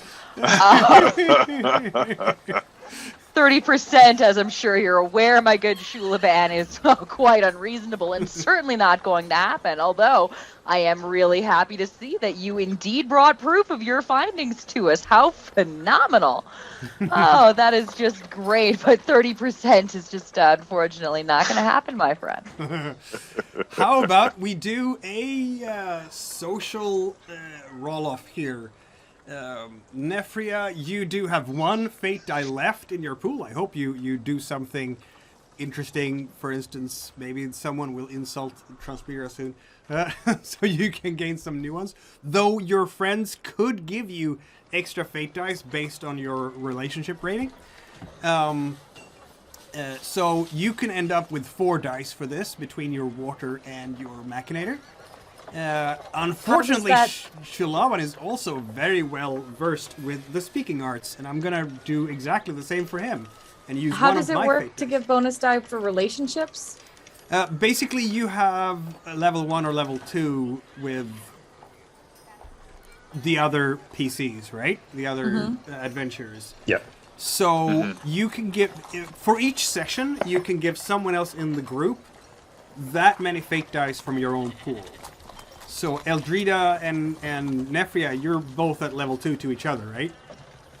I believe. Yeah. So you can give each other 2 fate dice once And how many per session. fate die do I have? You I only have 2. You only have 2. This is correct. You have to start doing the Destiny and Bane things. So to gain some fate dice. so those only refresh when I do those role-playing things. It doesn't refresh like automatically at the end of the session or anything like that. That's generally speaking correct. So here is the fate die economy. I'll put it so you can see it. Thank you. So to gain Is new this ones, the same that's on the second page? yes. So every time you risk or sacrifice something for your destiny, you gain 1 or 2 fate dice instantly. If you give in to your bane, you gain 1 automatically. At the end of the session, you will gain a fate die if you tried to fulfill your temporary goal, which I notice that people here are doing right now. And if you fulfill a quest provided by an NPC, that can give you another fate die. And if you play an NPC in a scene where one of the player characters aren't there, that will also give you a fate die. So there is a bunch of ways here. I hope I've made Okay, I will this give available for one you guys. fate die to Nefria then for my pool. Excellent. So you will then be able to roll your 4 dice for sure and keep 1 fate die there. Eldrida is down to 1 as well. And I'm going to spend 1 of my GM fate dice for Shalaban. Oh, I'm rolling 4 die total then. Yes, indeed. And you are the aggressor in this, so any ties go to you. And I will roll my 4d6 because he is a formidable negotiator with 3 successes. You have Ouch. 1 success. Not Let's enough. see if you have an experience that you might be able to check off to convince. How about you might have... maybe you... I don't know. This doesn't really key in terribly well to your experiences, does it? You're just negotiating right now. Does anyone want to help? So I could potentially like the notion of like, oh, it's the system's fault, bro.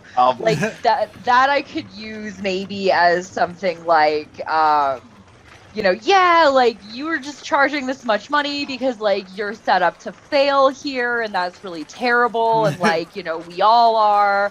And, like, no sense continuing the cycle of exploitation. It's a bit tangential. Unless he cares about that, he's not going to be bothered with it.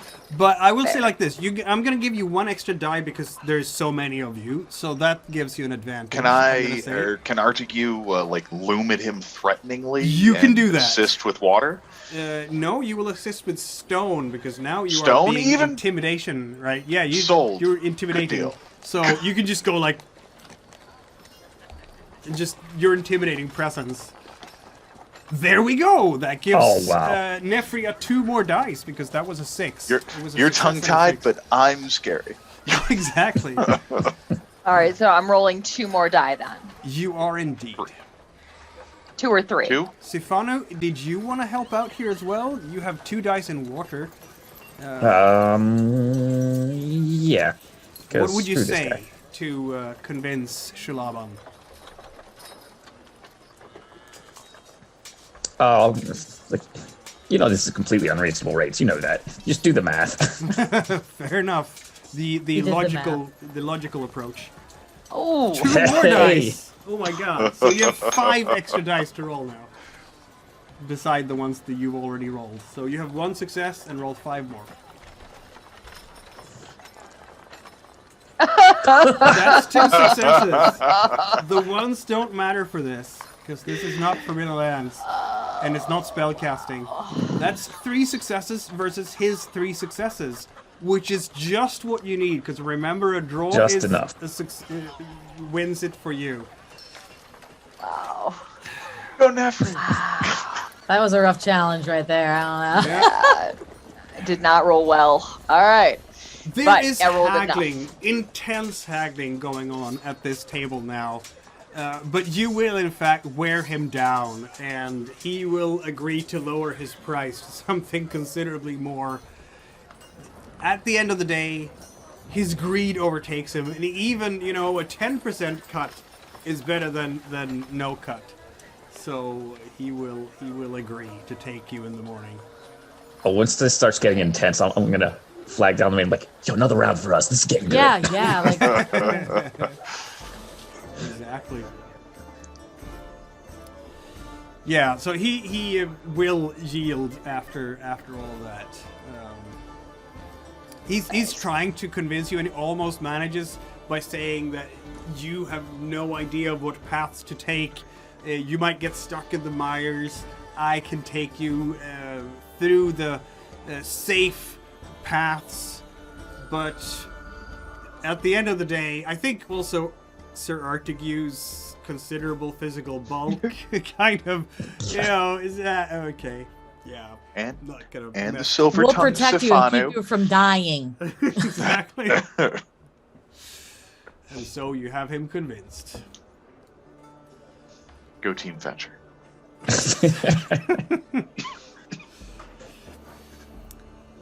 Fun times. All right, so we hit the hay, and then what? Go to the temple.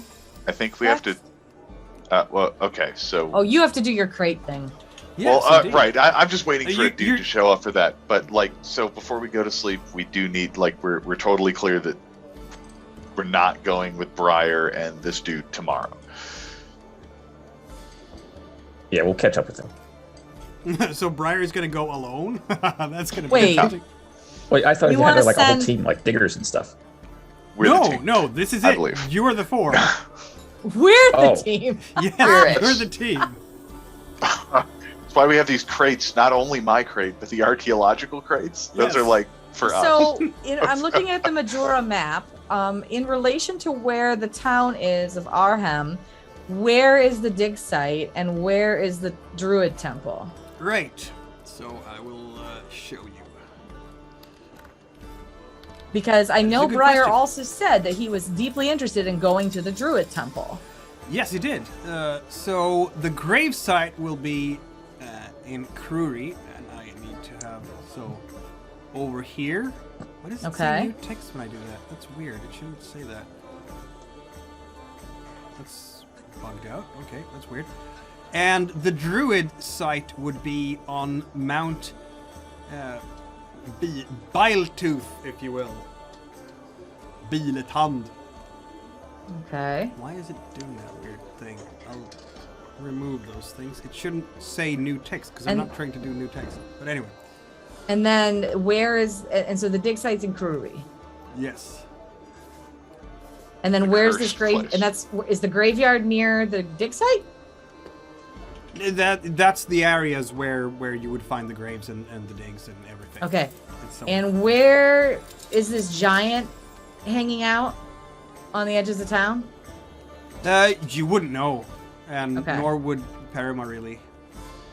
Okay. And then where do the giants normally hang out? Are they more near the temple? They are in fact even further up the glacier. Okay. So why don't we just take Briar to the temple first because he wants to go there anyways? I'm sure Well- you can talk him into that. Yeah, Go with that. but He's someone will he's have to not talk him into it. Yes, he's not that hard to. I'm gonna do like this instead, so you see dig site there. Yeah, that's great. Okay. And then, so why don't we go to the temple, try to figure out what happened there? How it's a 2-day journey to the temple, Yep. and it'll probably be a 2-day journey back to the dig site. Mhm. What's the journey from here to the dig site? 1 day, 2 day? A day and a half, just about. A long day or a day and a half, depending on how fast you. All right. I look at Artegue. I have a plan. If we are going to leave in the morning and we are not going to be back for several weeks, I think you might be right that we should handle the slave situation first and then hightail it out of here before too many questions are asked. Sold to the lady from the woods. Okay, so how far is it over to the We're Sulfur gonna start an swamps? insurrection. That is considerably closer. So, in town, and number 6. So, like, I will- we're talking about half an hour? We're Max, It's not. not even half a mile. Easy. Yeah. I gotta say, so we're not like, I understand that we're not like going to solve the entire sulfur mining operation No. immediately. It's specifically the zombin crap. So I think let's let all of our non-player characters go to sleep, and the four of us will sneak out there in the depth of night and see what's going on, and I will take my trusty bag of tricks and try to screw up their big zombin cauldron. Sounds good to me. Nice. Done. All right. And then we will rush off to this temple thing, and Yes. then to the giants, and We're going to be wherever else you'd tired. like to We're going to go. be tired in the morning. We're going to have to make some coffee. Yep. I tell Briar that we're going to Mocha. leave first Mocha. thing. Yes, we're going to got- leave first thing. You got something in that. You got something in that bag of yours, right? That you got some uppers. Lion I'm Domain, sure Sure I she have does. some. Ginkgo, all right. Ginkgo all right. biloba. Excellent. All right, so new plan. Now that I have a much better idea of travel time and the locations we're going, I think that this makes perfect sense that we will just, first thing in the morning, we're freaking out of here and drink some coffee and let them figure that out. And let's do a little bit of insurrection here. All right. So Yeah. does You'd the never- Boartooth, Anarchy. does the Boartooth, the younger Boartooth, show up at some point? He does indeed. All right. Can I quickly offload this package to him and move on about our day?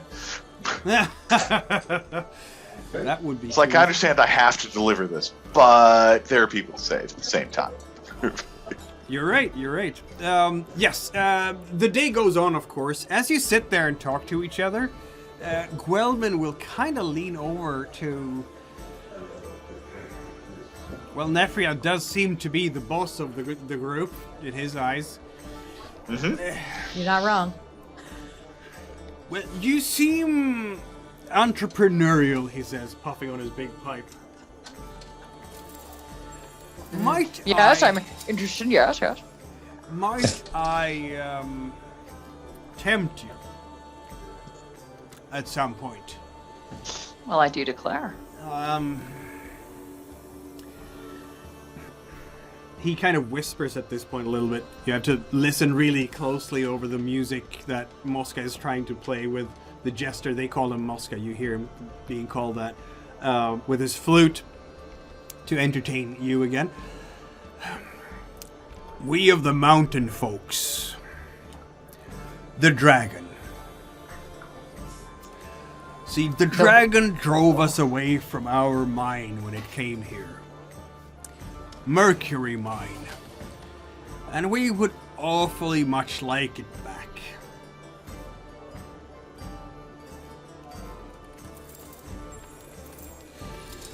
Did you just literally ask us to slay a dragon?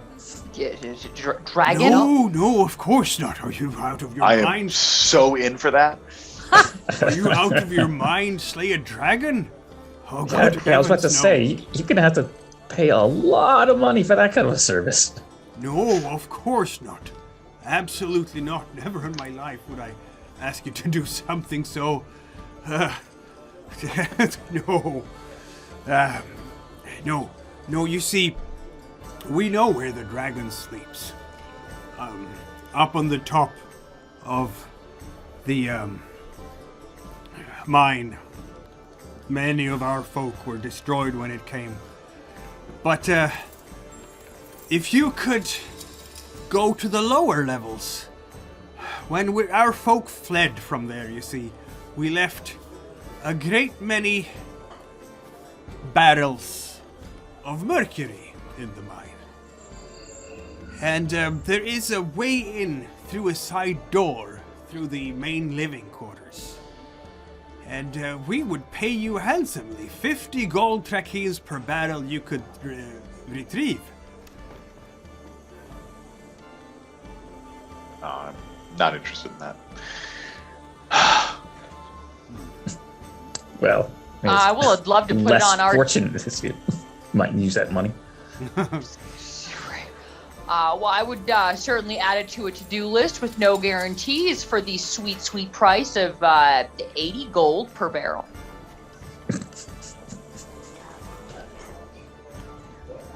These are our possessions.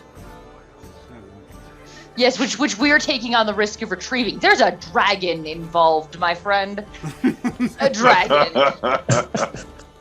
If you wanted a cheaper price, you shouldn't have not have mentioned the dragon. The market dictates, and, well, I think we're the best candidates fresh off the Sulfur convoy here, so we're your best bet until there's another one, and you're just going to end up with more Tricorn soldiers.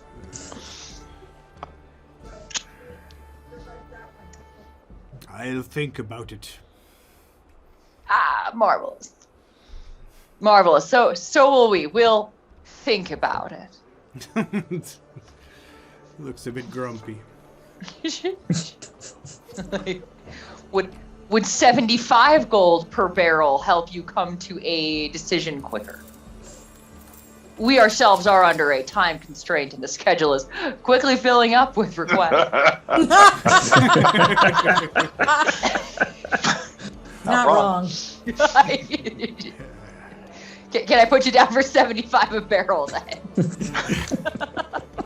He's kind of just muttering to himself a bit. Maybe I'll have to consult my folk.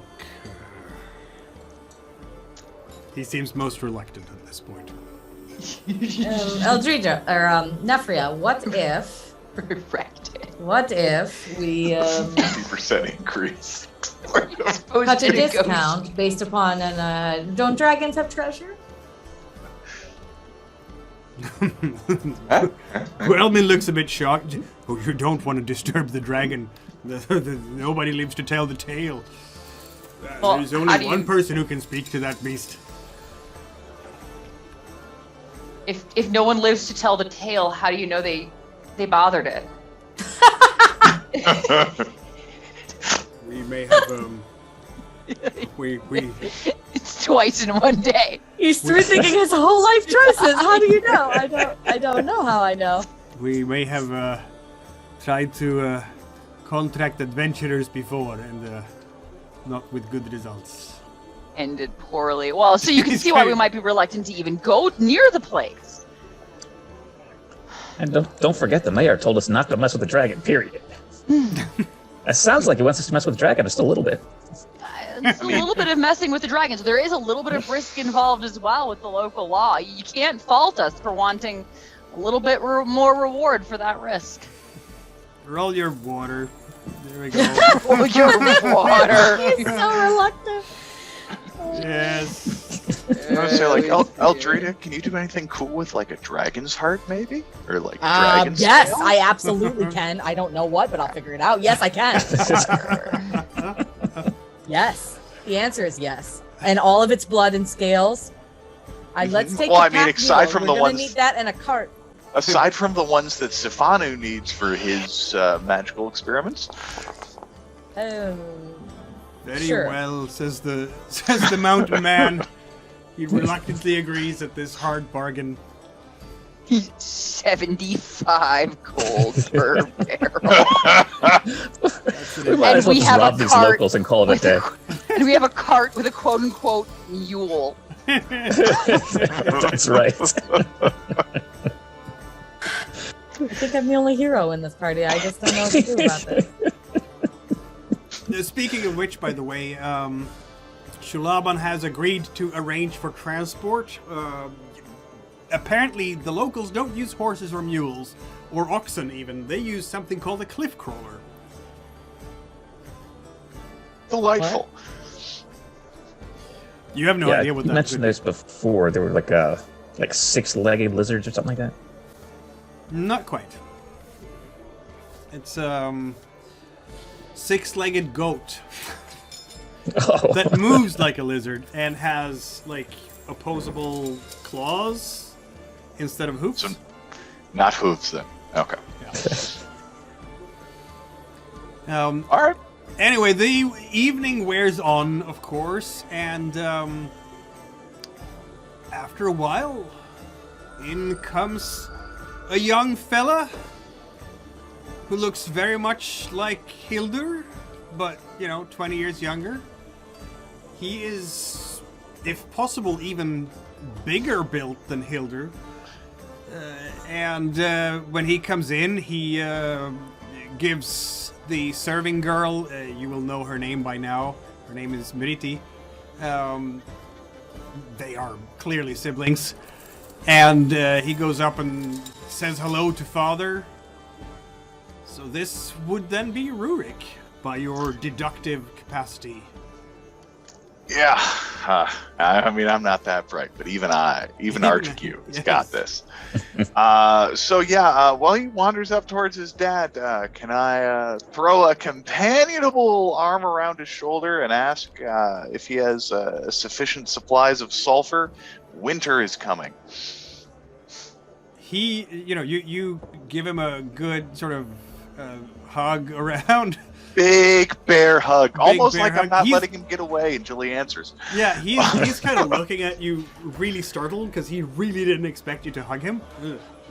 And then the words... Nobody expects the bear hug. Exactly. Then the words kind of trickle into his mind and he goes... Yes. Let us talk about that. We could see it much better from outside, he says. And Yes, let us take our conversation about sulfur outside. yes, so you take your conversation about sulfur outside. He leads you to sort of the side where, in fact, the cart with your crates are sort of in the inner yard behind the tavern. And he's looking at you very excitedly. Have you brought them? Yes, they're in this crate. There you go.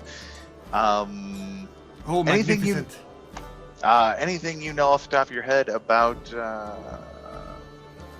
where they keep the cauldron that they put the zombin in? No, I do not. But I have Okay. to tell you. Fair. We have... our leader has been taken. I'm sorry, what? Guzgir da Olach. They took him last year. He was making a lot of speeches against the Dracorians, and they took him, and he's now in the Sulfur camp. He's a worker, a laborer. All right, what was his name? Guzgir da Olach. Oh, Cool. he's been zombing for sure. The list yeah. is filling up really fast. Yeah, it is. All right. So he's been enslaved there for a year. You said, right? Yes. So I mean, presumably a couple of weeks won't kill him if we can't get him this week. I mean, you're not aware of any impending He's towards the execution? bottom of the list. No impending execution that you're aware of. No. They do not execute people here very often. In fact, I've never seen them execute anyone. Excellent. And I take it you guys are not well armed or organized. No, not really. No, he kind of looks. Okay. Cool. But we once the guests leave tonight, we can open a crate and we can look at them. Yes. Yeah. You're going to need to get those to people, and then you're going to need to start practicing with them, and then just wait until I come back in somewhere between 2 and 6 weeks.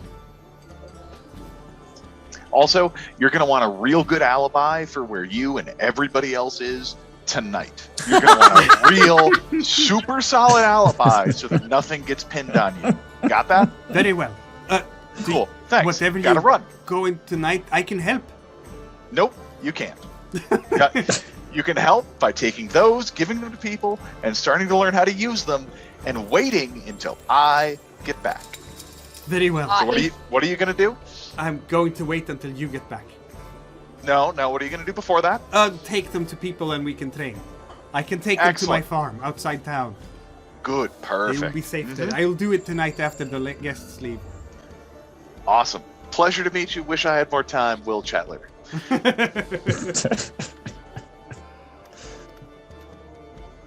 Okay, cool. Awesome. I suppose I tell I suppose I'll wait until we leave, and then I'll tell you guys there's a guy we may need to free much later. Anything happened to anyone else that we need to put on the schedule? Since I'm in a way. Are there any more markers above NPC heads we need to I mean, My dance card's getting full. Okay, cool. That's the Anyone evening, basically. Anyone want to do anything else in town before we go skulk about all night and then make a hasty go of it in the morning? Yeah, no, I just need to, Mikhail, I need to go through my herb pack and see if I have anything or what I have to be able to disrupt the Zombin formula to make it ineffective for mind control. And if I don't have the proper supplies I need to try to go scrounge them up. There were herbs in the shrine. That's there true. are herbs in the shrine. You're absolutely right. Well, let's see what I have in my pack, and then we can head that way too. I was just saying if you needed more. To counteract zombie. That's interesting. So, Or really just to screw it up, so it will not be mind controlling. I don't want it to be toxic to the individuals, obviously, but yeah. Well, the good news is the real challenge here. Okay, so you need to have enough of it. That's the real challenge here. Like, you brought enough A bag. for a bag that is enough to make 10 doses of various potions and 1 dose per person, right? yes. There is more people than that in the Yeah. labor camp. That's the problem for you. You would need to track down more to be able to sabotage this properly, or sneak into the apothecary's actual house in the camp and mess things up there, and you will know exactly what to do there if you see the herbs there. That's of It's course most likely the apothecary is risky. going to be sleeping there, right? There is a definite risk, yes. So I am going to prepare a potion of like chloroform. That makes sense. Great potion. I mean, I'm going to prepare a sleeping draught that I can, like, put over his slumbering face and make him stay asleep. Indeed. Yes, you can do that. That Okay. is potion maker. Roll your wind plus. You do have to spend that that final fate dice of yours. Yep. To make one. No, I will spend one for you. Ooh, that's Oh. very kind. Okay. Because I have a problem with the zombin, so I will spend one for you. I have a serious problem with the zombie. Once I heard it was potions, I was like, it's on here. Okay, so the Two potion regular maker, dice. I roll wind. I'm gonna allow you, if you go down to the actual shrine. Yes. You have there enough equipment to help you make potions. So I'll give you an extra die for having, in fact, 2 extra die for having a well-supplied lab. Excellent. So that gives you, 5 dice altogether? No, my wind's only 2, if I remember correctly. Yeah, 2 plus 2 for the shrine lab plus 1 fate dice, so that's 5. 5 dice. Okay. All right. So we head to the shrine. I make it the chloroform. Oh no, world. That's It 2 successes. is 2 successes. If Do you you have any want experience? to, do you have experiences for this? I believe you do.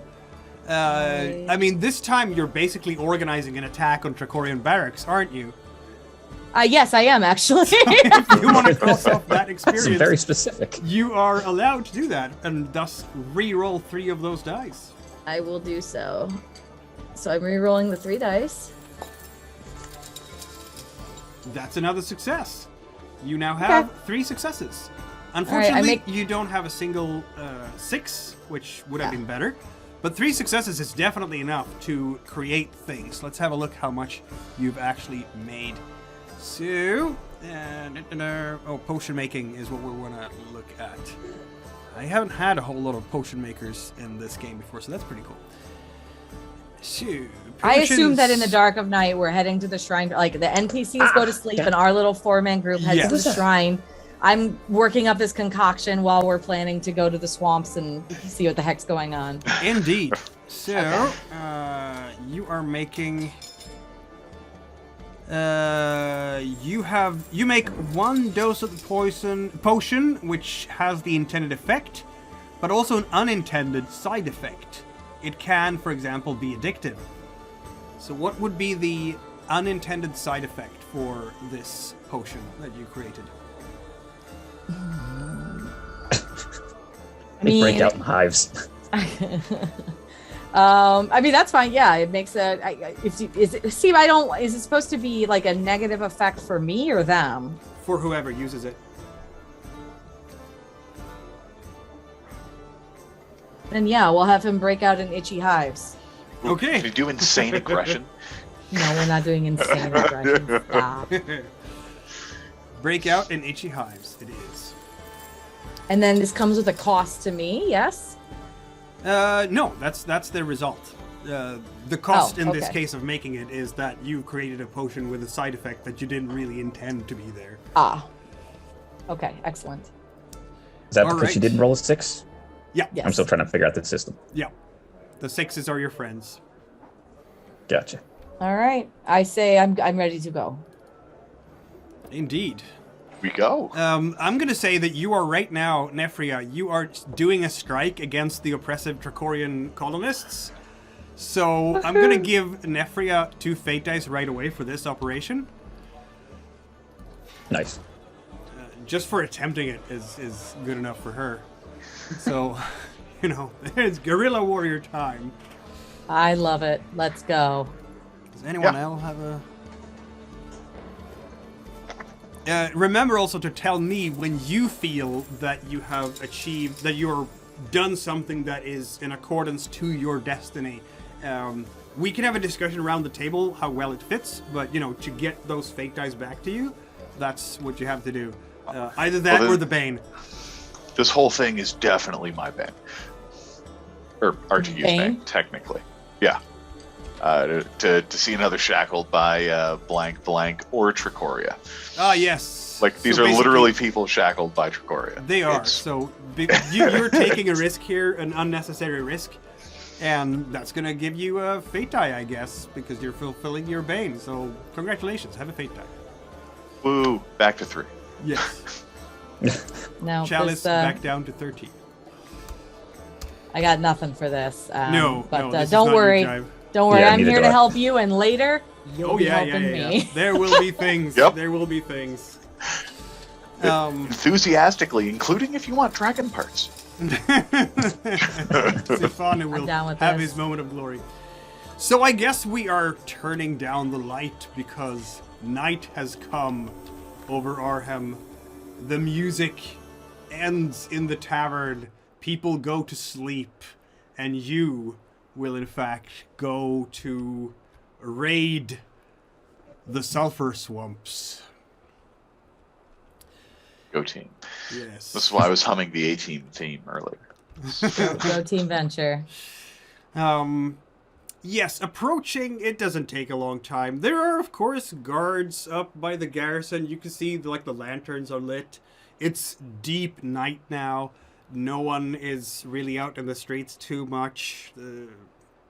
Well, I'm sure there's some kind of activity in the local brothels, and you can hear activity from those. People are still celebrating the arrival. Like, this night at the tavern was absolute mayhem. It was chock full of sailors that came off the boats. Everybody partied. It was... Your ears are still ringing. Like, when you've been to a nightclub in real life and you come out and you've been there for 3 hours and your ears are going... from all the noise. That's what you hear right now. But now at 3 a.m. or 2 a.m. in the morning, it's quiet where you are. And the Sulfur camp is also quiet. There is a wall with a gate in it right across the small spit of land there. It's a pretty heavy gate. The swamps themselves are very stinky, of course. And yeah, the water is deeply murky down there. Not something you want to step in. The smell is intense. Nice. There is a guard standing outside the actual gate. Seems very bored. And the Is gate's there? the only obvious way in. Yeah, that's the only obvious way in. Gotcha. It's a wall with a gate in it. basically. That's it. It just covers that causeway, and then on both sides you have swamp. It's entirely possible for you to get into the swamp and walk around and into the camp. Gotcha. Are how many like looks like officer tents as opposed to slave tents or something along those lines are there? Can we see? You can see two there's two islands here, as you can see on this small map there. The first island has, exactly as you can see, there's a cluster of 3 or 4 buildings. And the other island, which has a wooden bridge attaching to it, has a cluster of maybe 5 more buildings. There is, right in the middle of the square there, as far as you can tell, it's kind of hard to see because, I don't know, if you're standing off, I'm going to put a marker for one of your characters just to allow you to mark where you might be standing. I'll put Artegue down because this is like his operation. Nefria's in charge. Yeah, so if you're standing on that causeway, like, they will be able to see, the guard standing by that door will be able to see you approaching, no problem. Gotcha. He's going to be like, who goes there? Or something like that if you approach. It's really obvious. It's a causeway, completely barren. There's no place to hide there. There are 2 larger buildings on the first island and a cluster of smaller ones, and that's about what you can see from where you're standing. I mean, I think I'm the only sneaky one in the group. And So it's just the one guard? Sneak is fire, yes. But you're the sneakiest, I believe, yeah. You do not have any abilities that help you the sneak, but I'm going to give you for terrain and things like that, and the dark, of course. Well, I mean, I can try to sneak in alone. You could. And you guys can watch and like cover me from above. I don't really know. You think you can shoot the guard from here? Yes, if we are staging this level of a coup where there will be murder. Well, here's the thing: like the guards. I'm not wild about sending you in alone for the obvious reasons of that means you're alone. The obstacle to that seems to be that there's a guard on this side of the gateway who's going to notice non-stealthy people on the causeway. The solution to this, for me, the solution to this seems to be kill the guard. Why can't we go around? Because it's surrounded by swamp and it's gross. It's going to Really? be super. Not just because it's gross, but because it's going to be super obvious we were in it. It's going to be very noisy, slogging through a swamp. Well, we're all going to be stained with the sulfur and the scent afterwards. Like, what if and we're planning on on going, getting Briar, and leaving, and everyone's going to be like, "Hey, those guys reek like sulfur." You make a valid point there. Yeah, like. I mean, I'm willing to try it and try to clean off. My concern is that murder is going to be tough to explain away, whereas an alchemist having an allergic reaction and screwing up his batch of zombin could just be his fault. All right. What if sorry, Nefria, go ahead. So what if we just sort of, I could try to lure the guard a little farther up the path, and then whether we kill him or not is kind of up to what we set up for him. The swamp will certainly take people. I mean, he wouldn't be the first person just lost in the middle of the night to the swamp. And bad luck with the allergic reaction on the alchemist as well. It's just a rough night out there in the middle of nowhere mining sulfur. I don't know how. I mean, yeah, I'm totally down for you to try to, show a little leg or something, or however else. It's called a honeypot. For help. It's called a honeypot. Okay. That's the name of it. It's a whole plan. If you want to try to con him into coming on out here, then yeah, that works too. And you're right. Then we don't have to kill him. We could just kind of tie him up and hide him out here, depending on how the rest of this goes. Well, that's definitely not going to be an alchemist screwing up his back. Like, people are going to know. I guess how loud about this do we want to be? I mean, does somebody have like a scroll, something that could look official? So like, I have orders from the mayor, something like that. Oh my God. In order to get that's close. I have a sketchbook. I could a lot of whip something up. attention. No, because then he'll go wake people up and. Well, I feel like we just get him off the path, and then we bludgeon him, and we toss him in the swamp, and whatever happens to him happens to him. It's not really our responsibility what the swamp decides to do. I mean, and Swamp's gonna swamp. I can like I can fill his mouth with liquor, so maybe he was drunk. But I mean, Yeah, if they go to his stomach contents, that's not going to help. But and we can try to pump him for some information as well. How many guards there are here, that sort of thing. So your plan is to abduct him and then dispose of the body. Yeah, in the swamp. Okay. Yeah. Okay. Just swamp. So things. he went missing. We don't know what happened. Okay. I mean, Yeah, let's do and it. then Let's try. Let's try. bad luck. The alchemist had an allergic reaction that same night. I mean, that seems plausible.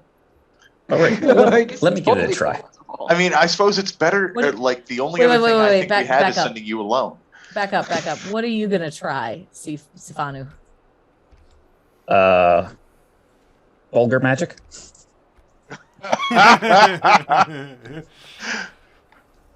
Wizardry. Why don't we save the magic for like a last case scenario, just in case there is somebody here who also has it, and then really is gonna know that something bad's going on. Like the Inquisition. Yeah, like the Inquisition. Fair point. Okay, so Good that's backup plan, though. Yeah, save that. That's Plan C. Okay, and that's all right. Let's honeypot Plan A. He pot. Plan A. C for Bring kill him 'em all. out here, and yeah. All right. All right. Honeypot Plan A. So Nefria will approach the causeway. I draw my bow and try to stay within line of sight in case we need to silence. In case this goes horribly wrong. I pick up a rock. Oh god. Pick up a rock. Yeah, the guard is. Yeah, go ahead. So basically, I just kind of want to be, just panting and kind of real stressed out, and I guess fretting over my cliff crawler that broke free and has wandered off. And oh, if only the guard could help me because I saw a big scary creature out there. Yeah, the guard will go like, "Who goes there?" and kind of hold up the lantern. He's holding up a spear. Save me. And then you start talking about that, and he's like, to your eyes, Nefria, this is not a soldier. He is more like a mercenary. In fact, he reminds you a lot of those dirtbags in Trinsmyran who are hired hands and thugs who are used to just, harass the locals and keep the mines there in order. It seems like they're doing the same thing here. A sellsword. And feel free to roll your water there. If you want to throw in an extra fate die for your machinator, you can do that. Because clearly you are going to try to lure him away. So that would be 4 dice altogether. This. He has a grand total of a single die, because this is water, and that's not his forte. That didn't work very well for him. You have a success. He will go with you. Hooray! Come save me from the strange, sad creatures of the night that have harassed my cliff crawler. Yep, he's coming with you. What? Oh, and it's one of those moments. The honeypot is working. He is noticing. I'm sure you're sort of spicing up the honeypot by maybe showing a leg or so. There may be some waggling going on. There may be some waggling going on. Waggling. Gotta get the eyelashes going. And this will definitely work. Him being a board guard on duty, he will come with you. He's been out here a long time. He's been out here a long time, apparently, without any soft women flesh to hug. So he will go with you. What do you say? You're cliff crawler? What do you mean? I really need to be on my post, but then there's also a bit of a It's just terrible. and there's a bit of a grin going on, and he's gonna put a hand on your shoulder, and I'm sure we can find it now, Miss. I'm sure we can. And what happens next? I mean, I assume Artie. Hit him with a rock. I hit him with A rock, not a warhammer? Don't worry, he'll never survive the warhammer, and Nefria wanted him unconscious for now. Well, I wanted to interrogate him, so, you know. That's a fair point. Well, I suppose I can only hit him with the rock a little bit. A little bit of rock as a treat. All right, I try to hit him with the rock just gently enough to stun him. Mm-hmm. So you're doing damage to his fire instead of his stone. Go ahead and roll your stone and +1 for a rock, I guess. Cool. Roll stone +1 for stone. Can I pick up a bonus because he doesn't know it's coming, or is that not a thing? Yes, you can definitely do that. And I would even add, if you want to add your fate die for swordplay, this is not technically swordplay as such, but it is melee. I'm good. I'm just going to rock him, and I assume that if the rock fails, that Eldrida will shoot him, and I won't have to worry about it. Bang! Okay. Smack him good over the head. That is a single success. Thank God I managed to roll A6. Yeah, A6 indeed. You will hurt him. Well, he does have a helmet on, doesn't he? Do you want to check off a experience to re-roll something? You do have 4 dice that were not successes. Yeah. Hold on. Let me double check my experiences here. And you know what? I think this oh, come on. It's loading. Yeah, I think this reminds me of the time I moved up a position in the family hierarchy by killing a rival in a duel. I know You're just dirty, the right part of his face to hit with the rock to really soft part. Yeah, because once you break somebody's nose, it all kind of goes blurry for them. Reroll 4 that's dice. my plan.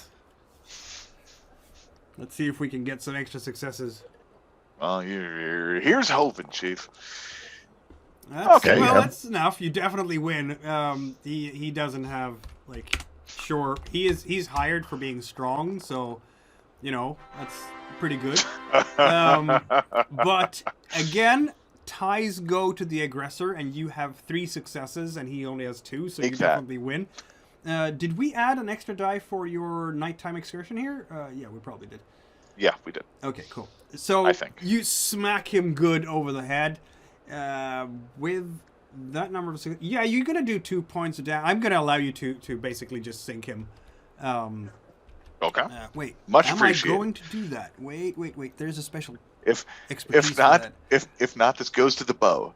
Yeah. Yes. Because if I recall correctly, this is in fact a wrestling. Yeah, it's a wrestling talent. You know, the sensitive spots on the human body and can make an enemy pass out by attacking them, which you don't know. You don't have the wrestling capacity there. Nope, not a wrestler at all. So if you win, the enemy takes no damage and they fall asleep. So that's not what we're doing here. You give him 1 point of damage to his fire and to his stone. The 6 is to his fire. Bonk! And if he takes enough damage to his fire, he's going to be knocked out. But he hasn't done that yet. So you club him good. It goes through his helmet. His helmet is falling over. It's rolling over the ground. He's a bit confused and kind of and then Nefria can take a shot if she wants to. Absolutely. Eldrida. Yeah. Eldrida, I'll try to incap his knee, I guess, or whatever. I don't want to kill him, but I do want to incap him, basically. Yep. So I have ruins his career. I have 3 fire. Is there anything else that I add to that? I'm gonna add 1 for the bow, but I'm also gonna say that no, it's okay with that. You can see what's going on because he has the lantern there, so it's not too dark for you. So yeah, an extra die for the bow. So 4 altogether. Here we go. I give her 1 for surprise. That's a success. Yeah, I can give you 1 for surprise. Actually, you can give an extra die for that. I'm kind-hearted. You're 3 very successes. Smack. The only way for him to avoid it, he cannot avoid it because he's surprised. That is 2 points more. Oof, yeah, you're gonna hit him in the knee. He's gonna go down. He's now he's still moaning, and he's not quite down yet. One more point will do it. So Sifanu, are you gonna help out here in any way? They told me not to magic. Yeah, try not to magic. Try not to magic. Yeah. Do you have boots on? You can kick him. You can kick him real good. I can kick him, but I have a 1 in strength. You use your fire and throw something. You at can him, use your maybe. fire. Yes. Yeah, I'll whip a rock at him then. Okay. Roll your 2 dice of I was like, fire. I see we're using rocks now. Exactly. Smack. Call it magic; they'll never know. See, we're using rocks. I yell magic now. missile while I throw it. Basically, everybody's bunching up on this guy and just smack, smack, smack. Giving him a beat down. He just Yes. wanted to help somebody with their dweller. He just wanted to look. Exactly. So, what am I rolling? Just 2d6. fire? 2d6. And an Do I extra get for, plus and an 1 extra for the rock or yes, anything? So 3d6. Okay. Come on, rock. There we go. Nothing Hey, beats rock. rock. It does damage. You know what? Between everything, I'm gonna allow it to go down. Normally, this is where his leather armor actually protects him, right? But because there's 3 of you and you're helping out and just smacking him down, he goes down after a while and he's not lying there. It was a group effort. You pulled it off. Poor fucking High guy. fives all around. No, we're terrible people. Look He at runs a slave You camp. helped. He runs. this. So All right, you have well, dispense of the guard. let the questioning begin, or am I just sneaking in now? 'Cause No, I don't know. we need to tie him up and get a little bit of the lay of the land and then just dump him. Yeah, we truss him up and then ask questions. So we truss him up, slap him awake, and then Nefria him. Yeah, I'll Nefria Your him. Cool. Cool. Hello there. The moment you scream, I will put my dagger through your fucking throat. How many guards are in that camp? You get 1 answer. I think it's a lie. I put my dagger through your throat. 10. 10 guards. 10. Where? You're lying? I put my dagger through your throat. No. She fucking means it. There's 10. We are 10. There is a couple of officers too. We have everybody's sleeping except the guards, the patrols. There's 1 patrol inside. 1 patrolman inside. Cool. All right. I don't think you're lying. You get to live for the next 5 minutes. Gag him. I'm gonna gag him. Oh. Gag him, tie him up, and then just toss him into the water. And I don't care. And I want his ankles tied as well. I don't really want him to be able to just kind of untie himself. So maybe a hog tie. Oh, but Nefria, we can't leave him tied up. Then it's obvious the swamp didn't just take him. Just let me hold his head under. We take for the a rope minute. off We'll be afterwards. fine. Okay, just hold his head under then. Yeah, I just hold his head under, and then we launch the body into the swamp. Cold-blooded murder. It's not. Guys. Listen, he is an enemy combatant under colors. This is fine. This is fine. He is committing human rights violations as we speak. This whole thing is he's complicit. He's complicit. Looks like we got ourselves a collaborator. Yep. I can say that it's a very good thing Parama isn't here and just sleeping quietly in her bed. She would be absolutely horrified. Yes, she would be. Keep in mind that Tricorians aren't people. Oh dear. They're not real people like you and I. They're people-shaped insects. Oh dear. This is not just a freedom struggle; it's a genocidal one. Oh, dear. Insects is a good comparison because they have this hierarchy and they want to fit everybody into it. I like it. There we go. You're very strange. People-shaped insects. Oh dear. Down with the hierarchy, down with I queens, don't know down with the how I got aristocracy. wrapped up with these anarchists because I really don't care. But you know, I You're here for freed the you with a parties. riot. You should be grateful. That was praxis. okay. All right, so now we can sneak you in, and we'll be here unopposed if you need help. Yeah, we just gotta, watch out for that patrol that's in there. Sneaky, sneak, sneak, Yeah. sneak, sneak. Well, I Indeed. mean, we'll be kind of up by the gate, I imagine, So- because we can't sneak us all the way through. Who? Yes. Who is sneaking in and who? I mean, right now you can get all the way up to the gate, right? But the gate is also locked. So Oh, did he I- have keys? no. It's fine. I'll try to do something. Does anyone have lock picks? I think I might. Hang on here. I think it's part of my quote unquote You riot do gear. have lockpicks, don't you? her gear for a riot. Yes, but it's gear to incite a riot. I want to be clear. What kind of party is this? Yes. Remember the part where we figured out who was in charge and then decided we were against them? We meant it. Okay, just give me the lockpicks. Yep. I also have the fixings for some Molotov cocktails if we need that as well. Yes, I can make wildfire. Just hand me the lockpicks. Oh, actually, All if the right, I hand lockpicks over the don't- lockpick. Yeah, we yeah, definitely you would got be the better roped. one. It is indeed a fire roll, and with the lockpicks, it's a +1. So roll your 4 dice. Unfortunately, no one has any actual abilities to help with this, such as thievery, which does include, I think, lockpicking as an expertise. But that didn't matter this time, because look at those 3 successes. Wow. Take that lock. Yes. This succeeds at a cost. It's a very difficult lock to pick. You will notice, Eldrida, as you're working it. What is the cost for succeeding here? You do manage to get it open, but does it make a noise? Can I hurt myself in the process? You Yes, can hurt yourself having- in the process. I was having picked a number of locks in my time. Yeah, you get a little sore. Is So- that a point of exhaustion or a point of damage? I don't either. What do you think is more appropriate? I'd say exhaustion. Hand cramp. Exhaustion. Hand cramp. Exactly. Yeah, that would be hand cramp, yeah. Exhaustion keys to your fire, and you have more of that, so... Okay, sure. Very well.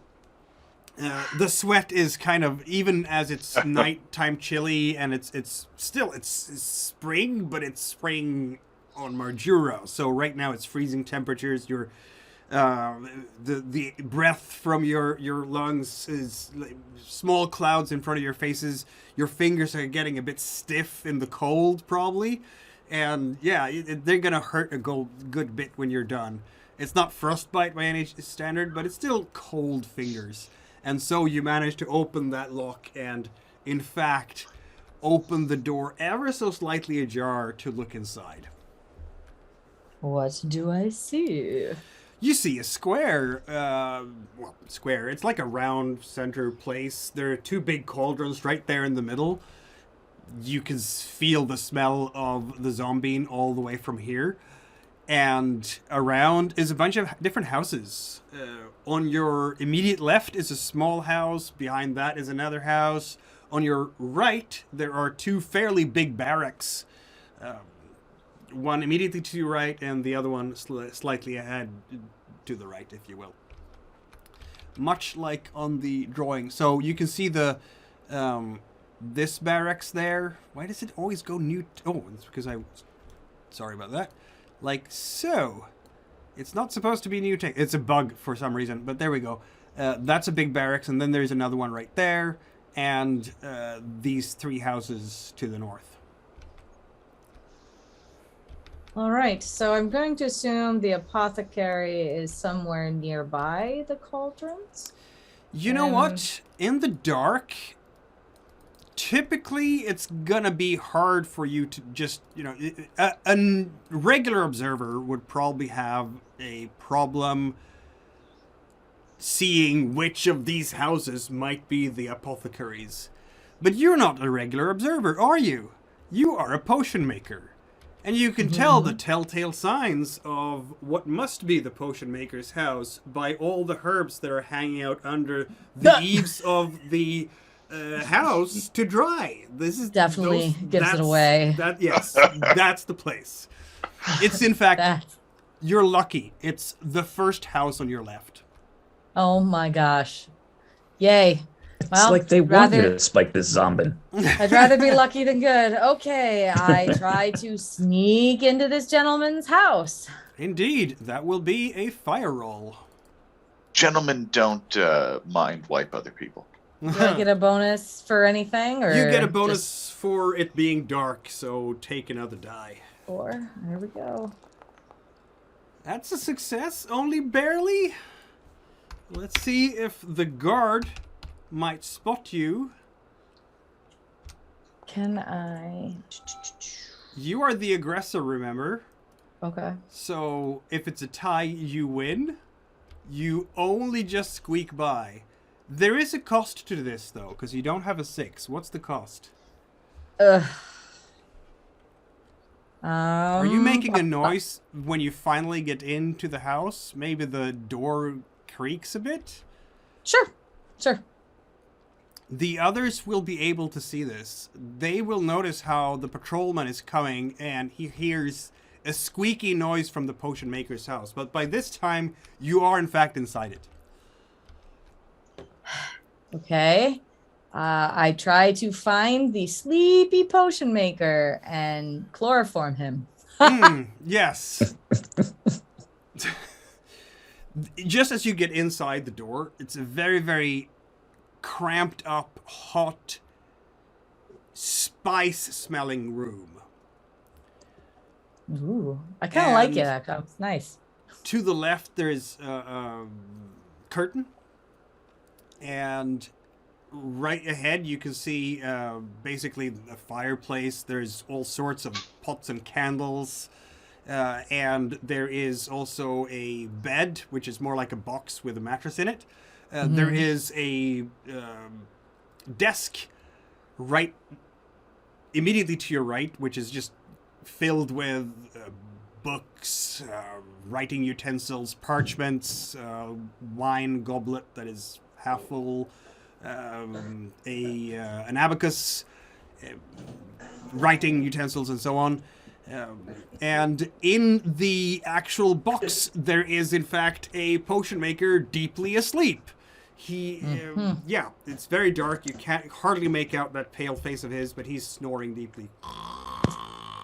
I will carefully soak a nice cloth in my potion and gently lay it over his schnoz. When he wakes up, he's gonna have rashes all over, isn't he? He's gonna wake up to itchies. Yes. He probably knows how to treat that. I don't know. It's I not think my that potion. Maybe, maybe not. As you're looking at him closely, you will be able to see that his face is gaunt from years of substance abuse. Oh, well, you know, what's one more? I'm One gonna more roll substance. his stone to attempt to resist this potion. Well, I mean, you succeeded, and he doesn't have enough to get over the... I'm gonna say that he is, in fact, sleeping deeply right now. Excellent. I will just leave that nice little rag over his face for the time being and go over to his work area. Yep. There is a lot of stuff around here, and you will be able to find all the ingredients for zombie. I don't think that's even an expertise that you need to have. And if you needed an expertise for this, you won't, because the recipe for zombie is right there on the desk. Oh my gosh. So step one, I make a copy of this recipe, and then I just start screwing up his potions. So like his herbs that he would be using to which make the potion. So like instead of half oregano, half parsley, it's now half parsley, half basil, and it's just not going to work the same or whatever. Indeed. And let's see now. Meanwhile, while you're doing this, because this is going to take a scene, right? You're doing work And I'll that skim takes a off while. anything from the top to replenish my own stash. I do want you to make a potion maker roll for this. Okay. You're not creating a new brew. You are messing up his, so you don't technically have to spend a fate die on this, but you're allowed to because it's still potion making. That would leave me with no fate die. That's correct. Unless you steal some of his special herbs that you need for your own particular needs. Yeah. Does he have any Sinkakla? Yes, he does. I take all of that. I take all of it. Maybe you can even take a dose right now. Yeah, I do. There we go. Now you just have 2 fate dice. rolls one and goes to work. I will spend that fate die as I'm getting high and boosting my perception of the world. You are, in fact. It's much. It practically gives you night vision. You can see everything now. Oh, You don't even that's have to awesome. light a little flame or anything. Do I get a bonus die for being highly perceptive in my? Any spot hidden rolls? Yes, absolutely. Oh, Not that you God, particularly need. Well, there's one interesting thing on this table. 2 feet. From the fisherman? You have no Yeah. idea. I'm they gonna have take a been- wild guess. There's 2 feet sitting there. They have been cleanly cut off, like with a saw, it looks like. The one to really do a proper autopsy on these feet is, of course, Sifanu, not you. I'm not taking a foot with me. No, no, no. No, take both. I am not. No. They Gross. are blue, yellow, greenish by this time because they are in a state of decomposition. No, I don't know. Mm-mm. Stinky, Yeah, okay. We're stinky, just gonna. horrible. I take all of his all of his Sinkakla that will trigger my bane. I get high. I roll the dice. So it's 3 for my fire, 1 for the fate die, and the bonus 1 for being perceptive in the dark. Is that correct? For messing this up, I'm gonna say for messing him up, it's 2 for the wind because you're doing a potion. Oh, wind. thing. Oh, you're right. Then Sorry. you get the fate die for your potion making, a bonus for the Sinkakla, and a bonus for the recipe as well. You have it right there, so that's 5 dice altogether.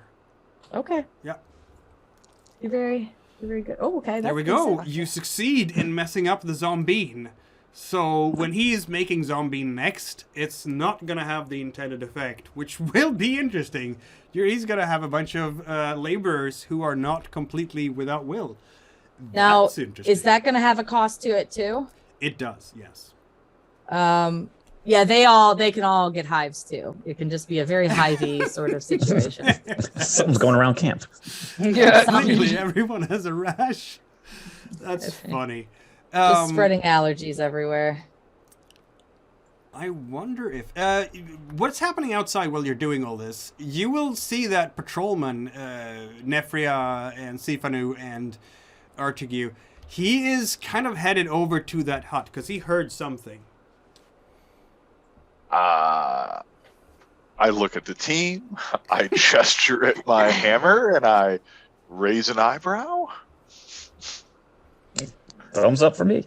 You guys. I look real hesitant, and I like gesture, no, not that, anything but that. All right, so come on, give me an alternative. Getting closer. Oh my gosh. You guys aren't going to get me murdered. Well, he's creeping up to her. We can't let him creep in there. Well, maybe he won't open the door. Maybe he'll just look in the window. What if we threw like a rock in a different direction to distract him with that fresh noise? Cool. Yeah. Okay. Thumbs up. Okay. I whip a rock in. Towards the. She's up north, so the east. I just hurl the motherfucker as far as I can. All right, roll a fire. This is definitely a fire check. On it. Oh, and you should not be throwing the rock because you are wearing heavy armor, are you not? Yes. That gives you a 1 fire, so it's better if I'll Sifanu throw it then. or I've got Nefria 2 do fire. that, yeah. Sifanu, would you? He's throwing rocks. He's a rock man. That's what he does. The man, the myth, the legend. Yes. So it's just fire, nothing else. Yeah, No, because you're just trying to aim at something, right? You're not trying to. You don't get any bonuses for the rocket for that case. So just roll your 2 dice and let's see if it goes away into the dark and disappears without a noise. Probably hit the dirt somewhere without making that much noise at all. The guard doesn't seem to notice. He's now turning around. Nefria? He's now turning around and he's like, wait. And he probably is looking at that gap in the gate. Kartobrand, you there? And he's moving up towards the gate now. All right, so I'm going to assume that he's going to go past us. So I am going to very slowly and carefully hand my dagger over to Artegue. And, there you go. It shouldn't be a big heavy clanging thing, just and away you go. Just drop him. Is he wearing armor? Yeah, leather jerkin. And the dagger does 1 damage? Yeah. It's +1 for success, though, right? I assure you that the hammer's not going to make a clanging sound on a leather jerkin. All right, So fine. he's fine. opening up Use the hammer. Kartobrand. You have a chance to just hit him right now. Yeah, Boom. then I try to aim center mass right in the chest. I try. Oh God, this wasn't the plan. Nope. Mikhail, what am I rolling here? Well, Stone? You are definitely rolling stone, so that's 3 for that. You're also, if you want to add a fate die for your swordplay, you can do that. So 3, 1 fate die for swordplay. What do I have? You also what's get my a pool bonus before round? I consider spending a fate die? Yeah, okay, so 3 stone. 1 for having the weapon. You get a bonus because you have a longer weapon than him. He has like a spear, but it's not ready at all. So that's 4. It's a powerful weapon. Oh, but your powerful weapon doesn't actually do extra damage in that way. So it just does damage to strange creatures, and he is not one of those. So you start with... +1 for surprise. Yes, I'll give that. So you start with 5 dice. Okay. Can get a 6th one. Honestly, 5 dice fine. Okay. For you, maybe. Ooh! Oh, yeah. Nice. 2 6s, 4 Splat. successes.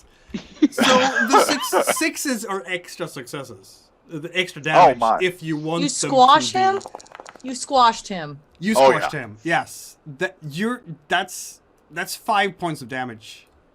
You could have killed 2 people with that. I mean, unless I suppose, can I? Is it an? Because I have to do damage to his stone. I can't damage his fire and make him unconscious or something. Absolutely. With that roll, you can do whatever you want. Okay, cool. Then I suppose for the good of the cause, I will only render him unconscious so that I can drown him in the swamp. Boom! And it won't be obvious that we were here. Boom. He's just out. You tap him gently, as it were. And I really, I just slide him out the gap in the gate, and I put him face down in the swamp, and I give him a little shove so we'll sink faster. There's Maybe a lot of Eldrida people dying in the swamp will tonight never and breaking know. out in hives. It Because was if a weird Eldrida night. never knows that this happened, she won't be mad. It is a weird night, isn't it? Things always get weird when the sulfur ships come in. They always do. By the time you have packaged that guard, I guess Eldrida is finishing up her business in that hut. It takes forever. You guys are basically sitting on needles and hoping that the next shift doesn't come on yet. And I'm going to move the clock forward at least an hour, and that's when Eldrida is coming back out again. Can I have restocked the supplies that I burned in the 1 potion that I made? Is there enough in there that I can get that back so I can still make 10 more potions? I will allow that, absolutely. Cool. And I come out and I'm like, hey guys, what's up? Yes, you knew Nothing. it. Nothing. Do you have everything. do you have to fuck up the zombie in the pots too, or no? I think the pots are empty. Were the the pots pots empty, empty? Mikhail? The big pots in the middle. Cauldrons. The cauldrons Yeah, in the the middle cauldrons. are empty now, yes. Oh, okay, cool. Nah, man. Happy. Anything Oh, he okay. does, he's gonna have a real bad morning. You know what? Way I'm to going to go, say man. that the negative effect of the Sinkakla, because it has to have something, but it Yeah. isn't listed, is giving you 1 water, so you're not going to be able to convince anyone of anything because of the slurriness and your kind of weirdness there. Yeah. Okay, so I'm role playing that well. Yes. Yeah, man, it's gonna be fine. Everything's cool. Cool. Now, Totally. real quick, there are only like 10 of them left if we just want to wipe out this camp real quick. But if Nah, you guys want man. to go, that's cool. I'm gonna go sit down, dude. Okay, all right. Well, thanks. Wasn't there Thanks, some I guy we appreciate needed to you. rescue from here? That was if it was convenient. We'll just come back to it later. Gotcha. Yeah, that'll work out well. Cool. I mean, unless you want to free him now, I'm cool with that too. I think Eldrida's cool with it if we suggest it. She seems pretty chill. Seems to me that you're returning to the tavern. Is that what's happening here? Yeah, he's been there for a year. He'll be fine. He'll be fine. You know what? In the morning, he might be a little itchy. That's cool.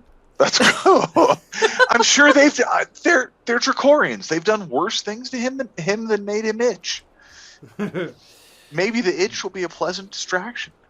I think it's gonna be funny in the morning.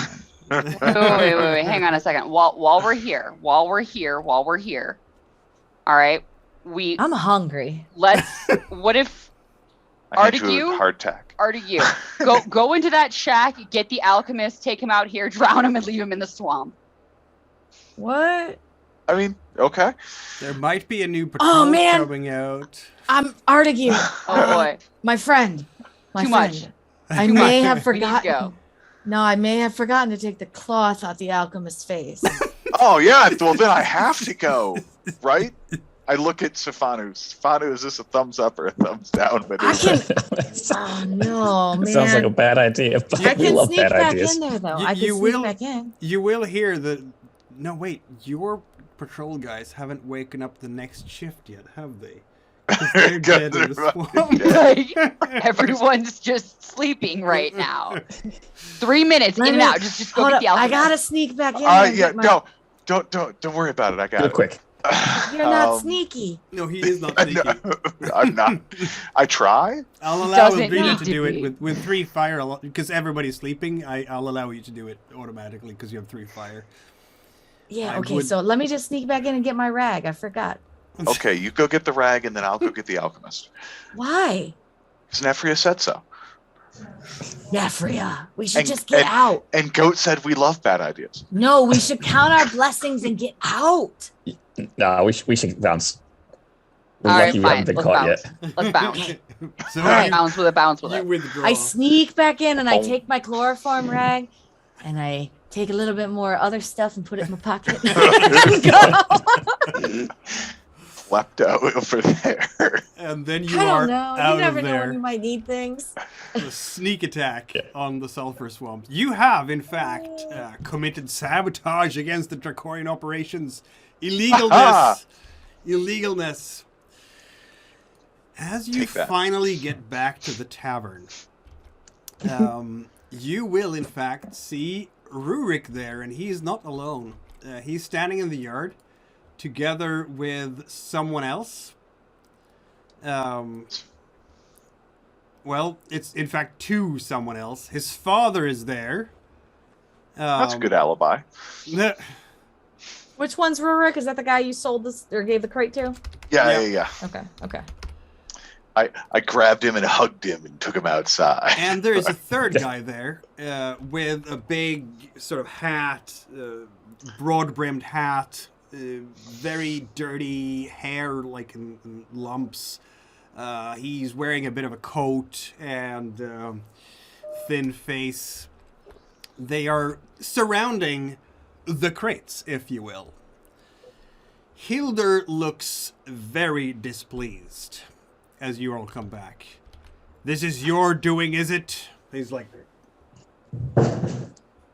Hey, All right, guys. before we start another scene, I just want to point out the time. Oh. That's a good I'm point. good. I can go for a little bit longer. Wrap this scene up. My goal here is complete this scene, and then you are traveling off in the morning, basically. Okay. Cool. Hey guys, everybody should chill out. Rurik looks distressed. The other fellow that they've brought in looks angry. You brought these, says the new person. This is Guster. He knows a lot of things about swords, says Rurik, and kind of just looks in the ground. What seems to be the trouble here? These blades, Vautama, they're cursed. Gotcha. You've never heard of them? I presume not. Actually, Rob, you have, but you never looked inside the crate, so you haven't actually seen the engravings that you Didn't can we have see a ghost now. by the crates? Yes, you did. Oh, Sifanu. No one can wield these. We need to get rid of them. Tonight. Hildur is just, you need to get rid of them tonight. Or early in the morning. The earliest, I do not want these in my yard. What do I know about these? Presuming that these are what they say they are, what is that? Well, legend has it that a legendary craftsmith swordsmith created these swords, and he was a member of the Asymptotes Guild. Their guild has as a life goal to perfect one piece of craft in their life, and they have to be absolutely perfect at the moment the crafter dies. That's their life goal. And apparently he made a bunch of swords that will kill anyone who tries to use them.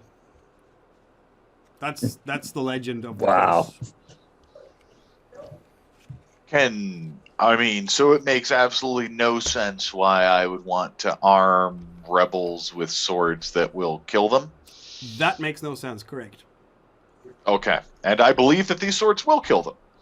Yes. What? Yes, that's the- Okay. If we swapped cool. out the swords with the guards that come to the tavern, like if they put all their weapons in the corner, we could just swap them out with a cursed sword. When they attack somebody, they die. I like that. Hildur doesn't. He is staring intently.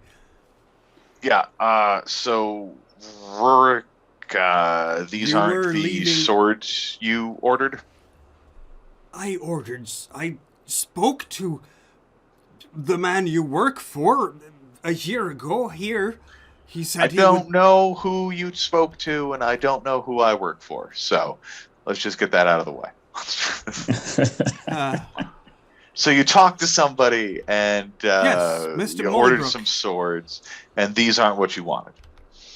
No, I thought, they are beautiful weapons, but Guster and All Father... right, then. Hey man, why don't we Good just Hildur, break the this curse is- with love? You can break all curses with love. Right. Hildur, Rurik, so sorry. Certainly wouldn't want to deliver these where they weren't wanted. Yeah, let me just take that crate back, and you won't have to worry about them after we leave in the morning. That is good, says Hildur. You are leaving anyway. You might bring the crates with you. Guster, you want to know anything about these swords in particular? Only Since that they are- you're here because you know about things? I know swords, and I've heard about these swords. Yeah, Legendary. you believe it? I do. I would not touch them. Any idea how you'd break a curse on a sword there, since you know about swords? I am not skilled in such things. Maybe the mountain folks know more. They're good smiths, but Okay. Thanks. Love, man.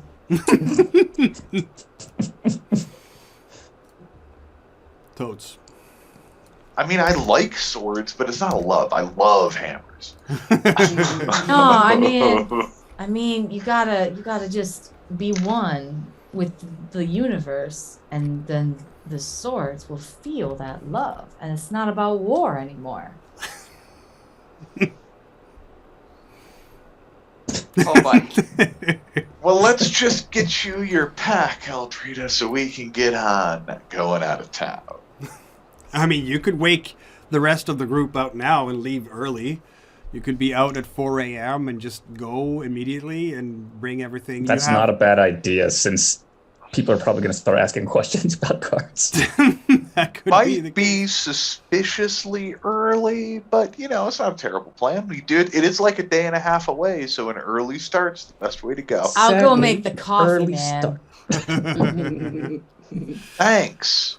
Yeah, I saw these sweet tea leaves, and I grabbed them. We're gonna try them out. Are you bringing Briar on this expedition, or just leaving him in the tavern? No, I think No. we're taking our When whole party. Okay. When he wakes up, she's gonna convince him to go to the temple instead of the place he wants to go. Okay, yeah, that's not going to be a problem. He goes wherever he's led, basically. So We it temple is- first, like and we a take puppy off, dog. man. Yeah, we get Parima, and I think that was everybody, right? Yeah, that's everybody. It's I think that's it. Shalaban, but he's for the grave field, so he's not going to come now. So it's We need- basically, Oh, Addertongue isn't coming till later. unless you want him to, but he's not contracted to go to the temple. He's contracted to go to the dig site. Well, we're not coming. Are we coming back here before we go to the dig site? That's up to you. Well, I suppose we'll tell since he is contracted to go to the dig site, we could just tell him he can leave with us now and take a detour, or we'll see him at the dig site in 4 days.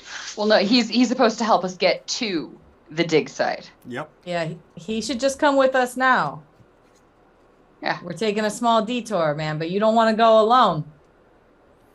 We'll need your help getting from there, like, to the dig site from where we're actually going to be starting from.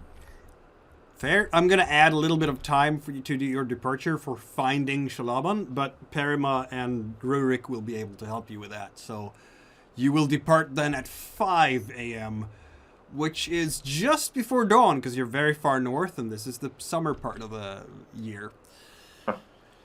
So it was, my friends, that a particular archaeological expedition laden with certain crates of archaeological dig material leaves Arhem in the early morning of the 15th of Misiska, together with Shalaban, Perima, and of course Briar being part of the group, and goes towards the glacier, where we will pick up the action later on.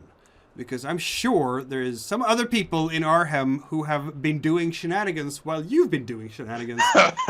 Only What? in the garrison and with the procurator and other people. And I have no idea what they're going to do there. So we'll find out when we reconvene what kind of mess. And of course... So I meet them in a couple of days, the other Shadow players. I'll run with them. And then we start with a game of Shadows, because there is all sorts of infiltrators entering Arhem now, and we'll start doing all sorts of maneuvering on behalf of various factions and leaders that are very far from Marjura. Which will be very cool. How about that? Why the hell do I have cursed swords? That's a good That's a question. good Why Something question. set you up to Is it fail, that's not? why. Why didn't Sifu tell us about the ghost hanging around the crates, who probably has something to do with these curved swords? Oh, and yeah, weapons and that he reminds- talked about. Hold on. So while we have a moment and we're all alone before we get back, I tell you guys my portion of the vision. The melting ice atop the lava. Oh, yeah. The wound in the ground full of pus. The pus being carried over the island. Winter turning into sulfur. So I tell you about the the two visions that I had. The one where I was greeted by the land and warned of the pain that will come to the land. Additionally, I tell you the vision specific to Parama that I haven't revealed to her in full, but that she's in great danger, has enemies she doesn't know about, and the gods are trying to reach her, but she doesn't know, like, we don't know if she's listening or not. So, which is why I'm keeping her around. Plus, you know, like, I kind of want to figure out all about her druid magic and stuff like that. Oh, yeah. Gotcha. Yeah. Yeah, it makes perfect sense then. Indeed. Cool. Sorry, we just hadn't had a chance to not be around NPCs for a second. Yep, that's true. We're a All secretive right, people. then. Yes, secretive people. As right you should be. And so, you disappear into the morning mists.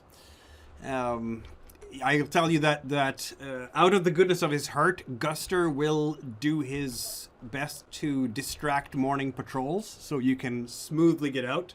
But you have a perfect cover too. You are the archaeological expedition, and all you have to do is basically make Briar talk a lot to convince the guards that it's true. He has no idea about any of those things that you're up to. He's seriously believing this is an archaeological And best he don't. Exactly. He is still living in complete ignorance. It's only going to worry the man. Exactly. All He's right. got a bad heart after all. Thank you very much indeed, and we will reconvene in a couple of weeks, and we'll see what happens with these group of adventurers as they venture onto the glaciers of this island. All right. Sounds good. Thanks, All right. all. Great game. Night, lot of y'all. fun. Good game, sir. Thanks for running. Yeah. Night, everyone. Night. Night.